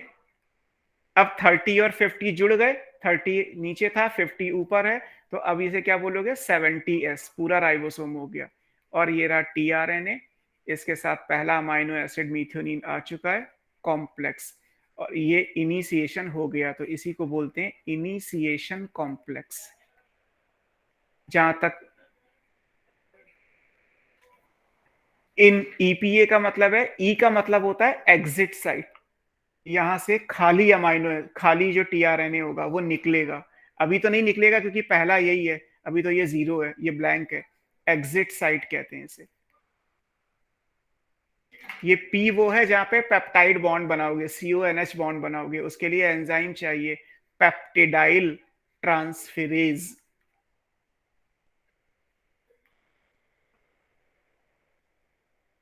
एंजाइम साइट है ना, जहां पे पेप्टाइड बॉन्ड फॉर्मेशन होगा। पेप्टाइड बॉन्ड फॉर्मेशन होगा। यहाँ पे 2 अमाइनो एसिड इस जगह पे आके जुड़ते हैं। और तीसरा ए है, ए अमाइनो एसिड साइट है जहां पे नेक्स्ट अमाइनो एसिड वेट करेगा। नेक्स्ट अमाइनो एसिड टीआरएनए है ना, वेट। जैसे मान लीजिए यहाँ पे एयूजी के बाद यहाँ पे होता ट्रिपल सी। अगर यहाँ पे ट्रिपल सी है तो यहाँ पे कौन सा टीआरएनए आएगा? अगर यहाँ पे मान लीजिए ये ट्रिपल सी, अगला कोडॉन यहाँ पे ट्रिपल सी है, तो यहाँ पे कौन सा आएगा? ट्रिपल सी का अपोजिट क्या लिखोगे आप? ट्रिपल सी का अपोजिट जो लिखा जाएगा वो आएगा ट्रिपल जी। और ट्रिपल सी किसको कोड करता है? प्रोलीन को, तो यहाँ पीआरओ। अब ये नेक्स्ट है। ऐसे मान लीजिए यहाँ पे तीसरा कोडॉन है, तीसरा कोडॉन यहाँ पे कौन सा है? For example triple U. अब चेंज करते रहिए कलर। ये यहाँ पे ट्रिपल यू है, ये किसी के अंदर नहीं है, बट जब ये खिसकेगा तब ये अंदर चला जाएगा। तब तक ये ग्रीन वाला इस ई में आ जाएगा, ब्लू वाला इस पी में चला जाएगा, और ये यू ब्लैक वाला जो है वो ए में आ जाएगा। अभी यू के ऊपर कोई टीआरएनए नहीं है, और ऐसे ये सीरीज है। लास्ट में यहाँ पे स्टॉप कोडॉन आएगा ही आएगा। तो अभी तो मैंने केवल आपको इनिशिएशन दिखाया कि इनिशिएशन सबसे मुश्किल होता है। मैंने आपको समझाने की कोशिश की कि राइबोसोम में ईपीए साइट होती है। पहले क्या होता है? एमआरएनए से सबसे पहले क्या जुड़ेगा? स्मॉल सब यूनिट ऑफ राइबोसोम जुड़ेगा। स्मॉल सब यूनिट जुड़ेगा तो उसके लिए स्मॉल सब यूनिट में एक बाइंडिंग साइट होती है, एमआरएनए बाइंडिंग साइट। यहीं से आके एमआरएनए जुड़ जाएगा। तो एमआरएनए और 30S का कॉम्प्लेक्स बन गया। अब इन सब के लिए वही इनिशिएशन फैक्टर्स चाहिए होते हैं, बट डिटेल की तो कोई लिमिट है नहीं। वैसे भी इतना ही आपके बुक में नहीं दे रखा, ये तो मैं आपको समझाने के लिए पढ़ा दे रहा हूँ। तो इसके लिए इनिशिएशन फैक्टर चाहिए, एनर्जी चाहिए, मैग्नीशियम आयन चाहिए, बहुत कुछ है। आप मोटा मोटा याद कर लो कि एमआरएनए से 30S पहले आके जुड़ेगा, तो एमआरएनए 30S कॉम्प्लेक्स हो गया। फिर अभी 50S नहीं आएगा। अब क्या होगा? 30S एमआरएनए पे जहां भी एयूजी आता होगा, उस एयूजी के ऊपर उसका टीआरएनए आएगा कोडॉन एंटीकोडॉन की पेयरिंग के हिसाब से। तो कोडॉन एंटीकोडॉन की पेयरिंग के हिसाब से जो टीआरएनए आएगा वो मीथियोनिन का होगा, तो उसके ऊपर मीथियोनिन आ गया। इसका मतलब एमआरएनए 30S टीआरएनए मीथियोनिन के साथ जुड़ के क्या बनाएगा? एमआरएनए 30S टीआरएनए कॉम्प्लेक्स बना देगा। अब इसके ऊपर एक कैप के जैसा जो है वो लार्ज सब यूनिट आएगा, और कुछ ऐसे आएगा कि जो टीआरएनए है कोडॉन एंटीकोडॉन जहां मैच कर रहे हैं, वो हिस्सा बीच वाले ग्रूव यानी डिप्रेशन में जाए। तो बीच वाले ग्रूव में जाएगा तो जो पी साइट बीच वाला होता है, जो सबसे बड़ा होता है, सबसे ज्यादा एरिया पी साइट का होता है, उसमें जाके ये फिट हो जाएगा। तो पी साइट के लेफ्ट की तरफ ई है और राइट की तरफ ए है। ए वाले पे तो नेक्स्ट कोडॉन आके वेट कर रहा होगा, ई वाला फिलहाल के लिए खाली है क्योंकि अभी तो शुरू हुआ है, तो ई वाले पे अभी कुछ नहीं आएगा। तो ये आपका ऐसे खाली छूट जाएगा, है ना? ठीक है, जहाँ तो पे ये हाँ बोलो। जहाँ पे फर्स्ट पॉइंट लिखा था वो दिखाना, मैकेनिज्म का। फर्स्ट ये यही सही ये से था, पहले। ये एक्टिवेशन था। इससे Yes, पहले sir. तो ये था, So ये तो activation रिक्वायरमेंट वाला। नहीं था। एक्टिवेशन वाला ये है ना, मैकेनिज्म यहाँ से है। अगर हम पढ़ेंगे मैकेनिज्म तो यहाँ से है, ऑफ ट्रांसलेशन। और मैकेनिज्म में सबसे पहले क्या आएगा? इनिशिएशन। या पहले हमने लिखा एक्टिवेशन और उसके बाद, हटाऊं स्लाइड ये, Yes, sir. इसके बाद ये लिखा ही मिनट हुआ है सर। इनिशिएशन। मैंने इसलिए बना के और जो सीधे सीधे लाइंस थी इक्वेशन के तरीके से आपको लिख के दिखा दिया, ताकि आप अगर याद करना चाहो तो कर लेना। सर इससे पिछले वाली इससे पिछला ये था, हो गया सर। ये इनिशिएशन हो गया, ये इनिशिएशन कॉम्प्लेक्स हो गया। सबसे मुश्किल यही कॉम्प्लेक्स होता है बनना। यहाँ पे जो एनर्जी चाहिए होती है, बस ये याद रखिएगा, इनिशिएशन में जो एनर्जी का सोर्स है वो जीटीपी है, एटीपी नहीं है। एनर्जी बाई जीटीपी, यहाँ एटीपी से एनर्जी नहीं मिलती है ना। यहाँ एटीपी था, लिखा ही हुआ है। टीआरएनए को एक्टिवेट करने के लिए एनर्जी एटीपी से आएगी, लेकिन इनिशिएशन में जो एनर्जी आएगी वो जीटीपी से आएगी। ठीक है, ये बन गया। अब होना क्या है? अब ये घूमने वाला है, मतलब एक जैसे एक धागा है, मान लीजिए ये मेरे आपको दिख रही होगी मेरी इमेज, ये एमआरएनए है। अब एमआरएनए पे मान लीजिए यहाँ पे उंगलियां हैं मेरी, तो ऐसे मान लीजिए कि ये कैप के जैसा ये इसको बंद किया हुआ है। अब क्या होगा, ये जो राइबोसोम है ना, ये स्लाइड करता है। स्लाइड करने का मतलब जैसे ये स्मॉल सब यूनिट है, ये लार्ज सब यूनिट है। अभी मान लीजिए कि ये जो मेरी पॉइंट है, पॉइंटेड फिंगर जो है वो थंब पे आ रही है, तो ये वाली इस पे, ये वाली इस पे, ये इस पे। अभी ये अंगूठा खाली है, ई साइड खाली है, ये वाली पी साइड है, आपको दिख रहा होगा, ये ए साइड है, और ये अभी किसी से नहीं जुड़ी, ये 3 बनी है। अब क्या होगा, मेरा ऊपर वाला हाथ घूमेगा। जब घूमेगा तो क्या होगा, ये ऐसे आएगा। तो अभी तक तो जो ई साइड थी वो ये बन गई, अब जो ये मिडिल फिंगर है वो पी साइड हो गई। अब जो फिर ये रिंग फिंगर है वो मेरी यहाँ पे ए साइड आएगी।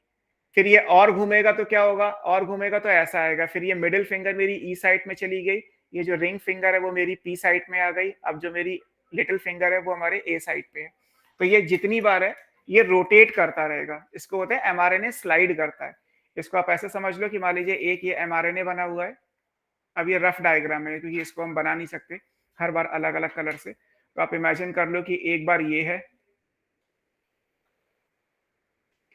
तो मैं सिर्फ लिख दे रहा हूँ कि यहाँ पे मान लो कि मीथियोनिन का है, और हमारे डायग्राम के हिसाब से यहाँ पे हमारा जो दूसरा था, दूसरा क्या था हमारा प्रोलीन, ये आके वेट कर रहा है, और यहाँ पे ई साइड अभी खाली है।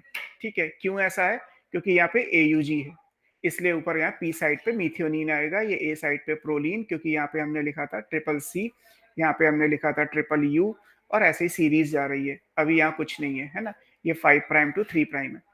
अब क्या होगा, ये जो ऊपर की कैप है ना, ये रोटेट करेगी, मतलब ये घूमेगी। तो घूमेगी तो आप मान लीजिए क्या होगा, अब कुछ ऐसा होगा। अब एक कलर चेंज करते हैं, अब ये ऐसे बनेगा, ये है, तो ये डायग्राम अब ऐसे बन जाएगा।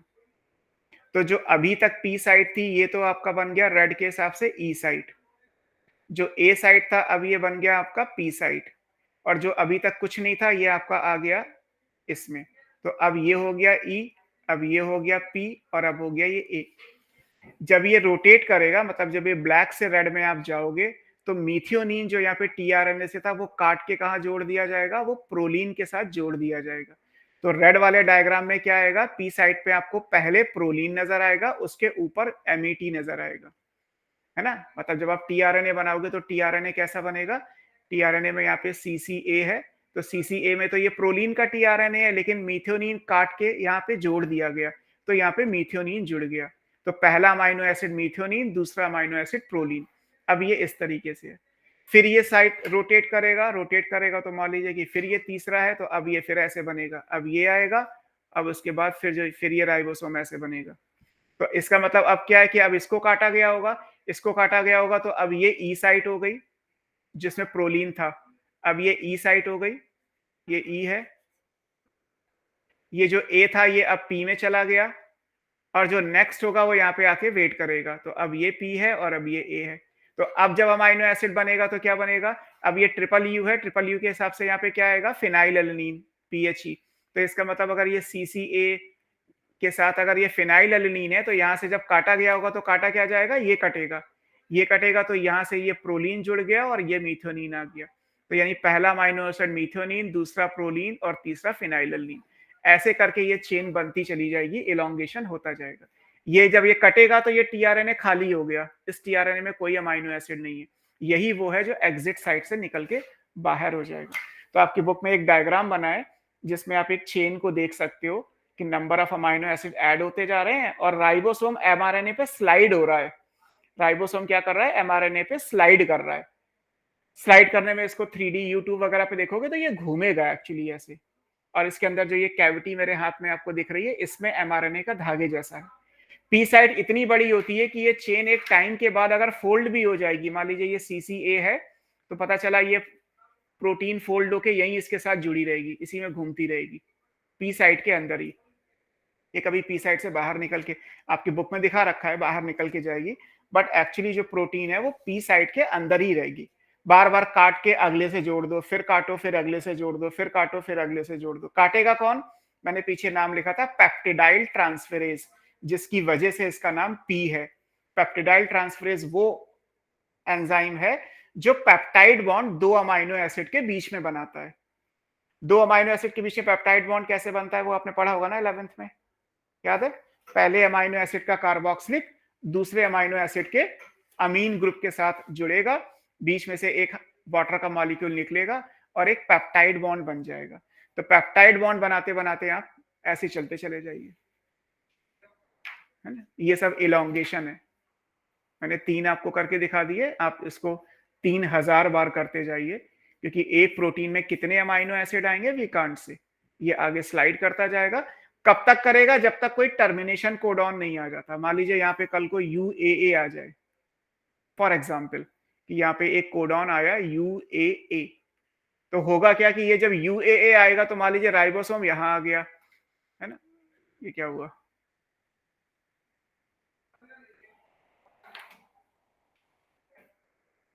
ये mRNA था आपका। अब राइबोसोम तो यहाँ पे आ गया, अब ये राइबोसोम ये बड़ा यहाँ पे हो गया, ऊपर से वो रेड छोड़ दीजिए, ये यहाँ आ गया P साइट, ये यहाँ पे A साइट है, अब ये यहाँ पे E साइट है। अब P साइट यानी पेप्टिडाइल ट्रांसफरेज ने चेन को काट तो दिया, लेकिन UAA के ऊपर कोई tRNA तो आएगा ही नहीं, क्योंकि UAA एक स्टॉप कोडॉन है और वो किसी भी अमाइनो एसिड को कोड नहीं करता। तो प्रोटीन तो कट गई, इसके अंदर एक प्रोटीन का फोल्ड तो नजर आएगा, लेकिन ये किसी से जुड़ नहीं पाएगा। जब ये किसी से जुड़ नहीं पाएगा तो इसी को बोल देते हैं कि प्रोटीन का टर्मिनेशन हो गया, मतलब पॉलीपेप्टाइड सिंथेसिस या ट्रांसलेशन रुक गया। तो रुकने में कुछ नहीं करना है, जैसे ही कोई स्टॉप कोडॉन आएगा, क्योंकि उसके सामने कोई उसका एंटी कोडॉन वाला tRNA है ही नहीं, लेकिन वो P साइट पे घूमते घूमते पहुंच गया, तो P साइट में जो एंजाइम पेप्टिडाइल ट्रांसफरेज है वो तो उस चेन को काट ही देगा। तो पॉलीपेप्टाइड कट गया, tRNA उसमें कुछ आया नहीं, और राइबोसोम कॉम्प्लेक्स ऐसे का ऐसा बना हुआ है, उसी को बोल देते हैं टर्मिनेशन हो गया। अब क्या होगा, ये पॉलीपेप्टाइड तो किसके अंदर है, ये अभी P साइट के अंदर है, प्रोटीन बाहर तो आई नहीं, बाहर कैसे आएगी, इसके बाद इस कॉम्प्लेक्स को डिसॉल्व कर दिया जाएगा, मतलब ये कॉम्प्लेक्स तोड़ दिया जाएगा। जब आप इस कॉम्प्लेक्स को डिसॉल्व करोगे तो क्या होगा, 30s यूनिट अलग हो जाएगी, 50s यूनिट अलग हो जाएगी, mRNA जो है वो अलग हो जाएगा, और जो पॉलीपेप्टाइड आपका बना है वो अलग हो जाएगा, सब अलग अलग हो जाएंगे, और तो कुछ है ही नहीं। अगर आप देखो कि जब डिसॉल्व होगा तो क्या होगा, नीचे से 30s अलग, ऊपर से 50s अलग, 50s जब अलग होगी तो इसमें जो P साइट के अंदर प्रोटीन फंसा हुआ है वो निकल के बाहर आ गया, यानी पॉलीपेप्टाइड अलग, और mRNA जिसके ऊपर राइबोसोम स्लाइड कर रहा था वो अपने आप में अलग। इसके लिए हमें फैक्टर चाहिए जो आपकी बुक में लिखा है रिलीज फैक्टर। कॉम्प्लेक्स को डिसॉल्व करने के लिए हमें एक फैक्टर चाहिए होता है, रिलीज फैक्टर। टर्मिनेट करने के लिए कोई फैक्टर नहीं चाहिए, टर्मिनेट करने के लिए तो टर्मिनेशन कोडॉन चाहिए। टर्मिनेशन कोडॉन किसी अमाइनो एसिड को ला ही नहीं रहे, तो पीछे से चेन काट दी गई अमाइनो एसिड वाली, आगे जुड़ तो सकती नहीं है वो। तो पॉलीपेप्टाइड को टर्मिनेट करने में कोई प्रॉब्लम नहीं है, पॉलीपेप्टाइड को इस कॉम्प्लेक्स से बाहर निकालने के लिए हमें इस कॉम्प्लेक्स को डिसॉल्व करना होगा, and that is done by the help of release factor. जब रिलीज फैक्टर की प्रेजेंस में ये कॉम्प्लेक्स डिसॉल्व होगा तो 30s और 50s दोनों सब यूनिट अलग अलग हो जाएंगी, 70s का स्टेटस खत्म, पॉलीपेप्टाइड अलग हो गया, mRNA अलग हो गया। यहां से जो भी आपको प्रोटीन मिली वो प्रोटीन का केवल और केवल प्राइमरी स्ट्रक्चर है। फिर प्रोटीन की जैसी जरूरत होगी एज पर बायोमॉलिक्यूल, आप प्राइमरी प्रोटीन से secondary protein, tertiary protein, quaternary protein जो बनाना चाहें वो बना सकते हैं। उसको बोला जाएगा पोस्ट ट्रांसलेशनल मॉडिफिकेशन। ट्रांसलेशन के बाद में जो चेंजेस करने होंगे वो पोस्ट ट्रांसलेशनल आएगा, बट वो डिपेंड करता है कि कौन सी प्रोटीन, कौन सा एंजाइम किस स्ट्रक्चर में है। अगर कोई प्रोटीन मान लीजिए हीमोग्लोबिन की है तो क्वाटरनरी लेवल आ जाएगा, मायोग्लोबिन होगा तो टर्शरी लेवल आ जाएगा, केराटिन प्रोटीन होगी या कोलेजन होगा तो उसके हिसाब से सेकेंडरी स्ट्रक्चर आ जाएगा, इंसुलिन होगा तो सेकेंडरी स्ट्रक्चर से काम चल जाएगा। तो किसी भी प्रोटीन का आगे क्या होने वाला है, ऑर्गेनिज्म टू ऑर्गेनिज्म जो जैसी रिक्वायरमेंट होगी सेकेंडरी, टर्शरी, क्वाटरनरी की वो पूरी कर दी जाएगी, है ना। फिलहाल ट्रांसलेशन यहाँ पे खत्म हो गया, क्योंकि ट्रांसलेशन केवल पॉलीपेप्टाइड सिंथेसिस तक अप्लाई होता है, उसके आगे ट्रांसलेशन नहीं बोलते। डन? Yes sir. ठीक है, अब हमें पढ़ना है जीन रेगुलेशन। एक जीन रेगुलेट कैसे होती है, किसी भी चीज का रेगुलेशन कैसे किया जाता है। ठीक है, हमारा ट्रांसक्रिप्शन ट्रांसलेशन खत्म हुआ।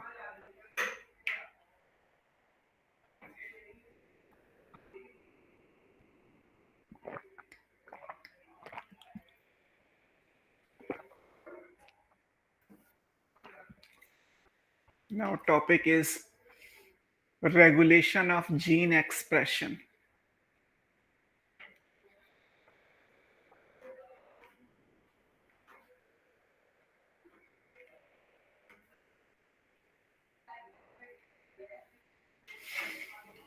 ये टॉपिक है regulation of gene expression, important है, समझने वाला है थोड़ा सा। थ्योरी का मैं समझ लोगे तो जल्दी हो जाएगा, थ्योरी है ही नहीं ज्यादा इसमें कुछ।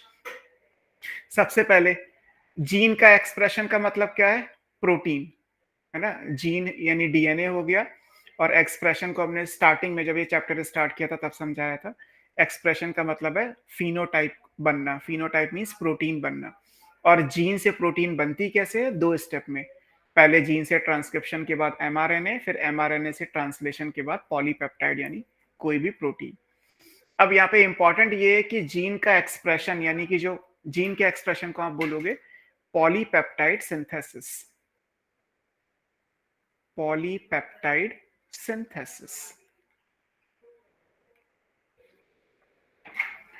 तो जो पॉलीपेप्टाइड सिंथेसिस है उसका रेगुलेशन कैसे किया जाएगा?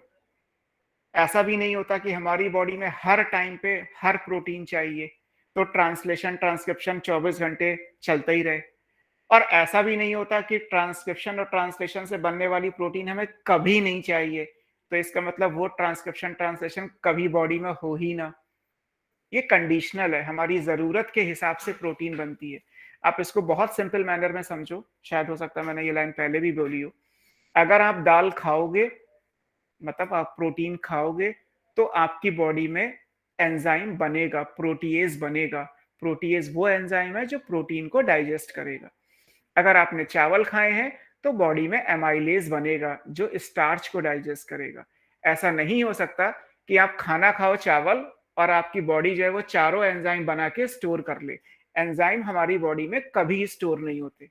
एंजाइम की प्रॉपर्टी है कि वो कभी स्टोर नहीं होते, उनको कहीं ले नहीं जाया जा सकता। एंजाइम का कभी ट्रांसपोर्टेशन नहीं होता। हार्मोन का ट्रांसपोर्टेशन होता है, एंजाइम का नहीं होता।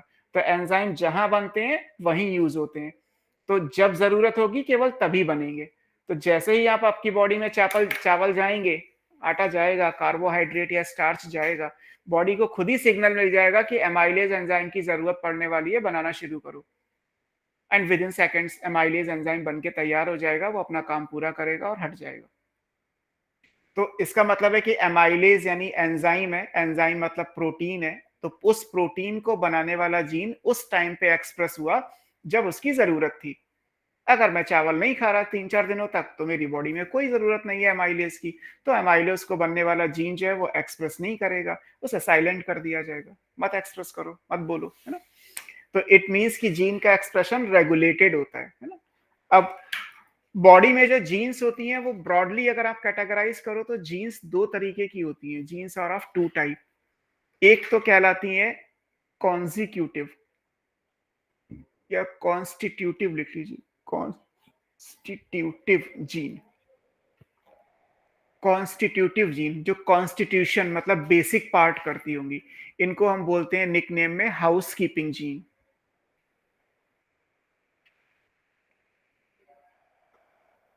हाउस कीपिंग जैसे किसी भी हॉस्पिटल में या किसी भी आप एमएनसी के ऑफिस में देखो तो उनका जो हाउस कीपिंग स्टाफ होता है वो 24 आवर्स वर्क करता है। स्पेशली हॉस्पिटल आप देख लो, हॉस्पिटल में जो झाड़ू पोछा लगाने वाले लोग हैं वो हर 3 से 4 घंटे में झाड़ू पोछा लगाते ही रहते हैं। उनका काम कभी खत्म नहीं होता। Being a person, being an human, shift change हो जाती है। 8-8 घंटे की ड्यूटी है तो 3 लोग मिलके वो काम कर लेंगे, बट ऐसा नहीं हो सकता कि एक आदमी पोछा लगा के चला गया तो अब कल ही लगेगा, है ना, वो नहीं हो सकता। तो ऐसे ही हमारी बॉडी के अंदर कुछ जीन्स होते हैं जिनके प्रोडक्ट की जरूरत, जिनसे बनने वाली प्रोटीन की जरूरत हमें 24 आवर्स चाहिए विदाउट एनी इंटरप्टेड सप्लाई। हमें एक कॉन्टिन्यूअस सप्लाई चाहिए जो हमारी बर्थ के साथ शुरू होगी और हमारी डेथ के बाद बंद होगी। तो ऐसे जीन जिनके प्रोडक्ट की जरूरत हमें हमेशा पड़ती है, उन जीन्स को हम क्या बोलते हैं? कॉन्स्टिट्यूटिव बोलते हैं या हाउस कीपिंग बोलते हैं। इनका कोई रेगुलेशन नहीं होता। इनको क्या रेगुलेट करोगे? ये तो बर्थ के साथ ऑन हो गए और डेथ के साथ ऑफ हो जाएंगे, तो इनमें कोई रेगुलेशन नहीं होता है ना। ये वो जीन है whose products are, जीन का प्रोडक्ट क्या होगा? प्रोटीन, पॉलीपेप्टाइड, है ना। whose products are always required by the body या बाय द सेल, कुछ भी लिख लीजिए, सेल लिख लीजिए, टिश्यू लिख लीजिए, ऑर्गन लिख लीजिए, सिस्टम लिख लीजिए, या बॉडी लिख दीजिए, है ना। मैंने बॉडी लिख दिया। फॉर एग्जाम्पल, अगर मैं इसमें एग्जाम्पल दूं, तो आपने ग्लाइकोलिसिस का पहला एंजाइम पढ़ा था, बताओ ग्लाइकोलिसिस का पहला एंजाइम कौन सा है? फ्रक्टोकाइनेस। पहला तो नहीं है फ्रक्टोकाइनेस, फ्रक्टोकाइनेस तो दूसरा है, पहला हेक्सोकाइनेस है। ग्लूकोज से फ्रक्टोज जो बनाता है, ग्लूकोज से जो ग्लूकोज 6 फॉस्फेट बनाता है वो हेक्सोकाइनेस, ग्लूकोज 6 फॉस्फेट से जो फ्रक्टोज 6 फॉस्फेट बनाएगा वो फ्रक्टोकाइनेस था। तो हेक्सोकाइनेज एंजाइम है। अब आप सोचो कि क्या हेक्सोकाइनेज एंजाइम, एंजाइम है तो प्रोटीन, प्रोटीन मतलब जीन से बना होगा, क्या हेक्सोकाइनेज को बनाने वाला जीन कभी बंद हो सकता है कि चलो आज नहीं बनाते, थक गए हैं, आज हेक्सोकाइनेज बनाना बंद कर दें? क्योंकि अगर हेक्सोकाइनेज बंद हुआ तो ग्लाइकोलिसिस बंद, ग्लाइकोलिसिस बंद तो कार्बोहाइड्रेट से जो है वो आपका जो एनर्जी मिल रही है वो बंद। आप कह दोगे कि सर आपने तो पढ़ाया था कार्बोहाइड्रेट की जगह फैट भी यूज हो जाएगा, लेकिन यहां बात हो रही है कि बॉडी की हर सेल फैट पे शिफ्ट हो जाए, ऐसा नहीं होता। बॉडी में हमारी हजारों लाखों करोड़ों अरबों सेल्स हैं, क्या सारी सेल्स कार्बोहाइड्रेट को इमीडिएटली बंद कर देंगी यूज करना और सबकी सब फैट में ट्रांसफर हो जाएंगी? ऐसा तो हो ही नहीं सकता। तो हेक्सोकाइनेस को बनाने वाला जीन कभी नहीं बंद होता, वो हमेशा चलता रहता है, इसीलिए उसको हाउस कीपिंग जीन या कॉन्जिक्यूटिव जीन कहते हैं, कॉन्स्टिट्यूटिव जीन कहते हैं। जो दूसरे होते हैं वो कहलाते हैं नॉन कॉन्स्टिट्यूटिव।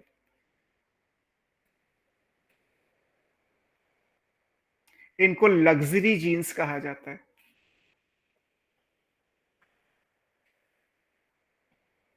ये इनका रेगुलेशन होता है। ये वो हैं जिनके प्रोडक्ट की जरूरत या तो कभी कभार पड़ती है या कभी कभार नहीं पड़ती। मान लीजिए आपको 24 घंटे हैं तो आपको 12 घंटे चाहिए, 12 घंटे नहीं चाहिए, या आपको 23 घंटे चाहिए और 1 घंटे नहीं चाहिए, या 1 घंटे चाहिए और 23 घंटे नहीं चाहिए, मतलब कभी चाहिए कभी नहीं चाहिए।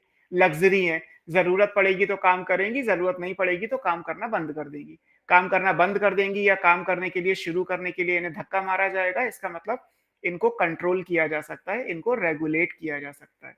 तो ये वो जीन है whose products are required when, yeah, whose products are required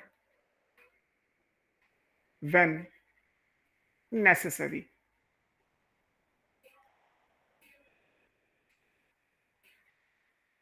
जब इनकी जरूरत होती है ना। And so these are regulated, इनको क्या करते हैं हम, इनको रेगुलेट करते हैं, है ना, इनको कंट्रोल किया जा सकता है। इनको कहा जाता है कि काम करो या मना करा जाता है कि काम मत करो, दोनों हो सकते हैं। अगर कोई बहुत पढ़ने वाला होगा तो पेरेंट्स मना करते होंगे कि यार ज्यादा मत पढ़, पागल हो जाएगा। और अगर नहीं पढ़ने वाला होगा तो पेरेंट्स धक्का मार के कहेंगे कि यार कुछ तो पढ़ लो, पास तो हो जाओ कम से कम। दोनों बातें हो सकती हैं। पेरेंट्स की जरूरत, धक्का मारने की जरूरत दोनों को पड़ती है। किसी को काम करने के लिए धक्का मारा जाता है, किसी को काम ना करने के लिए धक्का मारा जाता है। और कुछ ऐसे हैं जो हमेशा काम करते ही रहते हैं, बर्थ से लेकर डेथ तक। अगर आप किसी फैक्ट्री को देखो, कोई लिकर बनाने वाली फैक्ट्री है, तो क्या कभी फैक्ट्री बंद होगी? कभी नहीं बंद होगी। पहली बार जब फैक्ट्री का इंजन ऑन किया होगा ना, तब से लेके आज तक चली रही होगी। उसे बंद कैसे किया जाता है? उसे पार्ट में बंद किया जाता है। अगर कहा जाए कि मेंटेनेंस करना है, किसी मशीन को ठीक करना है, रिप्लेस करना है, तो 1 यूनिट बंद कर देंगे, 10 यूनिट काम करती रहेंगी। फिर कल को उसको स्टार्ट करके किसी और यूनिट को बंद कर देंगे। पूरा नहीं बंद कर सकते, पूरा बंद कर दोगे तो बिजनेसमैन के हिसाब से तो एक दिन में करोड़ों की लिकर बनना बंद हो जाएगी, उसका तो करोड़ों का लॉस हो जाएगा। तो रेगुलेशन वहीं पे होता है जहां पे कंडीशंस आती हैं कि काम करो या काम ना करो। जहां कोई कंडीशन ही नहीं है कि आपको काम करना ही करना है, तो इसका मतलब वो रेगुलेट नहीं हो सकती। अब ये रेगुलेट हो सकती है, तो जो ये कौन सी नॉन कॉन्स्टिट्यूटिव या जो लग्जरी जीन है, फिर ये 2 टाइप की होती है ना। ये फर्दर 2 टाइप्स की है। एनसीईआरटी में ऐसे नहीं दिया है, पूरा बिखरा हुआ टॉपिक है, मैं इसीलिए आपको बहुत कायदे से सीरीज से पढ़ा रहा हूँ, आपको कोई कंफ्यूजन नहीं रहेगा। अब ये 2 टाइप की है। कौन से 2 टाइप है? एक कहलाती है inducible gene, induction, inducible gene और एक कहलाती है रिप्रेसिबल जीन। आप नाम से ही समझ जाओगे, ये इंड्यूसिबल है। इंड्यूसिबल मतलब इन्हें इंड्यूस करना पड़ेगा कि काम करो। होता क्या है कि these are normally off, normally ये अपना काम नहीं करती, बंद रहती है ना। कंडीशनली ऑन, जब जरूरत पड़ेगी तब इन्हें ऑन किया जाएगा, है ना। और कंडीशन के लिए क्या करना पड़ेगा, इन प्रेजेंस ऑफ इंड्यूसर, कोई ऐसा होगा जो इसको इंड्यूस कराएगा। जैसे पेरेंट्स हैं, वो आपको काम करने के लिए धक्का मार रहे हैं, तो पेरेंट्स इंड्यूसर का काम कर रहे हैं। नॉर्मली आप काम नहीं कर रहे थे, इसीलिए धक्का मार के उन्हें काम आपसे कराना पड़ रहा है। तो उन्हें, आपको इंडक्शन चाहिए, जब तक पेरेंट्स पुश नहीं करेंगे तब तक आप वो काम नहीं करोगे। तो बॉडी में ऐसे भी जीन्स होते हैं जिनकी कोई जरूरत नहीं है, नॉर्मली ऑफ है। जब कभी उनकी जरूरत पड़ी तभी केवल वो जीन आएंगे और अपना काम करेंगे, जरूरत खत्म हो गई वो फिर से ऑफ मोड में चले जाएंगे। तो ये नॉर्मली ऑफ रहते हैं, कंडीशनली या किसी पर्टिकुलर सिचुएशन में ऑन होंगे। फॉर एग्जाम्पल वो सिचुएशन क्या है, वो सिचुएशन है इन प्रेजेंस ऑफ इंड्यूसर, है ना। ये दूसरे क्या होते हैं, उल्टा लिख लीजिए, रिप्रेस करना है, मतलब नॉर्मली ये अपना काम कर रहे होंगे, दीज आर नॉर्मली ऑन, है ना। कंडीशनली ऑफ, इन्हें काम करने के लिए मना किया जाएगा कि काम मत करो। जैसे आप हार्मोन्स में पढ़ते होगे, आपने जूलॉजी में फीडबैक पढ़ा होगा, फीडबैक इनहिबिशन होता है कि हमारी बॉडी में हार्मोन्स बन रहे हैं, बनते ही जा रहे हैं, पता चला कि एक लेवल से ज्यादा हार्मोन बन गया, तो उस हार्मोन बनाने वाली सेल या जीन को कहा जाएगा कि भाई ज्यादा हो गया, सिंथेसिस रोको, तो उतनी देर के लिए वो रुक जाएगा। जैसे ही उससे बिलो नीचे जाएगा, फिर से बनना अपने आप शुरू हो जाएगा। आरओ देखा है आपने, आजकल ऑटोमेटिक आरओ आते हैं, आपने सर्किट बोर्ड से स्विच ऑन किया, छोड़ दिया, तो जैसे ही आरओ में जो टैंक है, फॉर एग्जांपल ये 5 लीटर का टैंक है, तो वो क्या है कि वो नॉर्मली आरओ आपका ऑन ही रहता है, तो 5 लीटर का टैंक भरेगा, वो अपने आप ऑफ हो जाएगा। आपने अगर एक गिलास पानी भी निकाला 300 ml, तो उस 300 ml के लिए वो फिर से अपने आप ऑन हो जाएगा, फिर से आरओ चलने लगेगा, फिर आपका टैंक फुल हो जाएगा, फिर वो अपने आप बंद हो जाएगा। तो नॉर्मली आप आरओ को ऑन करके छोड़ देते हो, ऑफ कब होगा, जब टैंक आपका पूरा भर जाएगा। जो आरओ के अंदर जो स्टोरेज वाला टैंक दिया है 5 लीटर 3 लीटर, वो अगर ये टैंक 20 लीटर का होता तो 20 लीटर के बाद भरता। अब उसमें थोड़ा सा पानी निकालोगे तो थोड़ी देर के लिए फिर ऑन हो जाएगा, फिर वो उसको जीरो पे लाके यानी फुल टैंक हो जाएगा, फिर अपने आप बंद हो जाएगा। तो वहां पे जो ऑटोमेटिक कट ऑफ होता है, वो क्या करता है, वो एक रिप्रेसर का काम करता है। वो टैंक ओवरफ्लो ना कर जाए, इसलिए उस मार्जिन के ऊपर पानी ना जाए, इसलिए वहां पे एक ऑटोमेटिक कट ऑफ सिस्टम लगा दिया गया इलेक्ट्रॉनिक। जैसे ही उस लेवल पे पहुंचेगा वाटर का लेवल, अपने आप वो बंद हो जाएगा। तो नॉर्मली ऑन, कंडीशनली ऑफ हो गया। यहाँ पे ऑफ करने की कंडीशन क्या है, इन प्रेजेंस ऑफ रिप्रेसर। यहाँ पे रिप्रेस करने के लिए कोई देना पड़ेगा, कोई ऐसा होगा जो आपको दबा के रखेगा कि काम ना करो, रिप्रेसर। अब इंड्यूसिबल जीन यूजुअली वो होते हैं जो एनाबोलिक पाथवे में इन्वॉल्व होते हैं, है ना। इनके जो प्रोडक्ट्स हैं, they are involved in anabolic pathway, मतलब जहां पे कुछ बन रहा होगा वो, है ना। ये एनाबोलिक पाथवे है। जैसे मान लीजिए हमारी बॉडी में 10 अमाइनो एसिड बनते हैं या 8 बनते हैं अमाइनो एसिड, बाकी नहीं बनते, तो क्या 8 अमाइनो एसिड जो बनते हैं वो हमेशा बनते ही रहेंगे? आपकी बॉडी में 8 अमाइनो एसिड की जरूरत बहुत कम है, जो आपकी बॉडी में एसेंशियल अमाइनो एसिड हैं, जिनको आप प्लांट से लेते हो। तो हमारी बॉडी में जो बन रहे हैं वो क्या हमेशा बनते ही रहेंगे? नहीं बनेंगे। ऑब्वियस सी बात है कि उनके तो जीन ऑफ पड़े हुए हैं, अगर अमाइनो एसिड की डेफिशिएंसी हुई तो बॉडी में बन जाएगा, नहीं तो नहीं बनेगा। तो एनाबोलिक एक्टिविटी में कौन से इन्वॉल्व होते हैं? ये इंड्यूसिबल होते हैं, है ना।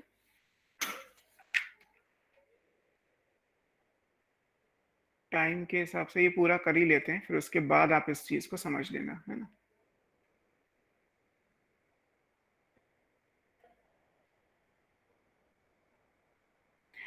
फिर दूसरे इसके कंट्रास्ट में क्या आएंगे, कैटाबोलिक एक्टिविटी वाले आ जाएंगे। कैटाबोलिक एक्टिविटी में जो इन्वॉल्व होंगे वो इस हिसाब से आप समझ लीजिए, रिप्रेसिबल,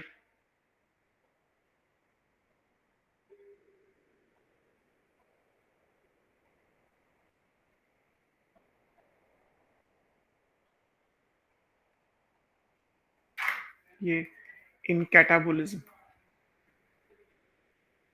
तो सबसे पहले तो हमने ये पढ़ा कि कौन से जीन रेगुलेट करोगे। सारे रेगुलेट नहीं हो सकते, केवल वो रेगुलेट होंगे जो आपके लग्जरी जीन है, जो नॉर्मली ऑन या ऑफ किए जा सकते हैं। कुछ ऐसे हैं जिनके प्रोडक्ट्स की जरूरत हमें हमेशा चाहिए, इसलिए वो हमेशा ऑन रहते हैं, वो कभी ऑफ नहीं होते। तो दोज आर कॉल्ड हाउसकीपिंग या कॉन्स्टिट्यूटिव जीन। ये जो भी मैंने आपको पढ़ाया, ये चीज प्रोकैरियोट पे भी अप्लाई होगी और ये यूकैरियोट पे भी अप्लाई होगी। अब इंड्यूसिबल या रिप्रेसिबल जो भी है, इन जीन्स को जो आपने अभी पढ़े लग्जरी जीन्स, इनको कंट्रोल कैसे किया जाएगा, इनको नॉर्मली ऑन है तो ऑफ कैसे किया जाएगा, या नॉर्मली ऑफ है तो ऑन कैसे किया जाएगा, ये चीज प्रोकैरियोट और यूकैरियोट की अलग अलग है। इतना पोर्शन तो कॉमन था कि प्रोकैरियोट या यूकैरियोट कोई भी ऑर्गेनिज्म हो, जीन्स दो टाइप के होते हैं, कॉन्स्टिट्यूटिव एंड नॉन कॉन्स्टिट्यूटिव। अगर वो नॉन कॉन्स्टिट्यूटिव है तो फर्दर दो टाइप के हैं, इंड्यूसिबल और रिप्रेसिबल। दोनों का मीनिंग जो पहला वाला लिखा है वो सबसे इजी है, normally of conditionally on, normally on conditionally of. अब प्रोकैरियोट में क्या एग्जाम्पल आएगा और यूकैरियोट में क्या आएगा, इनका जो कंट्रोल है वो प्रोकैरियोट में क्या है और यूकैरियोट में क्या है। अब इसको समझो। आपको ब्रेक चाहिए तो बताओ, नहीं तो फिर मैं कंटिन्यू करता रहता हूँ इसे। सर हाँ बोलो। सर वैसे कल पेपर है सर, और फिर आज 2-2 क्लासेस रख दी सर। अब 2 क्लास तो लेनी पड़ेंगी, बाकी ब्रेक चाहिए तो मैं दे सकता हूँ जो मेरे टाइम टेबल में है, बिकॉज एट रैंडम तो क्लास नहीं ऑफ हो सकती, मुझे ये क्लास पूरी करनी पड़ेगी। तो सर फिर मैसेज भी नहीं कर पाए ना किसी को कि एक ही क्लास रखवा दे। कोई बात नहीं, आप आसानी से समझ लोगे इसे। आप नहीं सर कंटिन्यू वो नहीं है सर, वो कल पेपर है ना, तो थोड़ा सा उसका रिवीजन भी करनी है। अब बेटा फिलहाल क्लास तो लेनी पड़ेगी, अब बाकी आप देख लो, मैं क्या बताऊं। मैंने जो क्वेश्चन पूछा बस वो आंसर मैं दे सकता हूँ, आप दे सकते हो उस चीज का कि आपको मैं कंटिन्यू 3 घंटे पढ़ा दूं या फिर आप आधे घंटे या 15 मिनट, जितना भी ब्रेक चाहे तो मैं उतना ब्रेक दे दूं। सर 15 मिनट का दे दीजिए। हाँ ले लो आप ब्रेक, वो कोई इशू नहीं है। 5:45 होने वाला है, मैं 6 o'clock पे स्टार्ट कर दूंगा, जल्दी छोड़ दूंगा आपको, वो हो सकता है। बस ये है कि ये जो टॉपिक, एक हफ्ते का गैप आ जाएगा ना, ये जो टॉपिक है ये प्रोटीन सिंथेसिस अभी जो आपने पढ़ा ट्रांसलेशन, इसी से रिलेटेड है। आज की क्लास में ये रेगुलेशन खत्म हो जाएगा तो अच्छा है ना। चलो हम 15 मिनट के बाद पढ़ते हैं, मैं इसको यहीं पे छोड़ देता हूँ। कीप, है ना।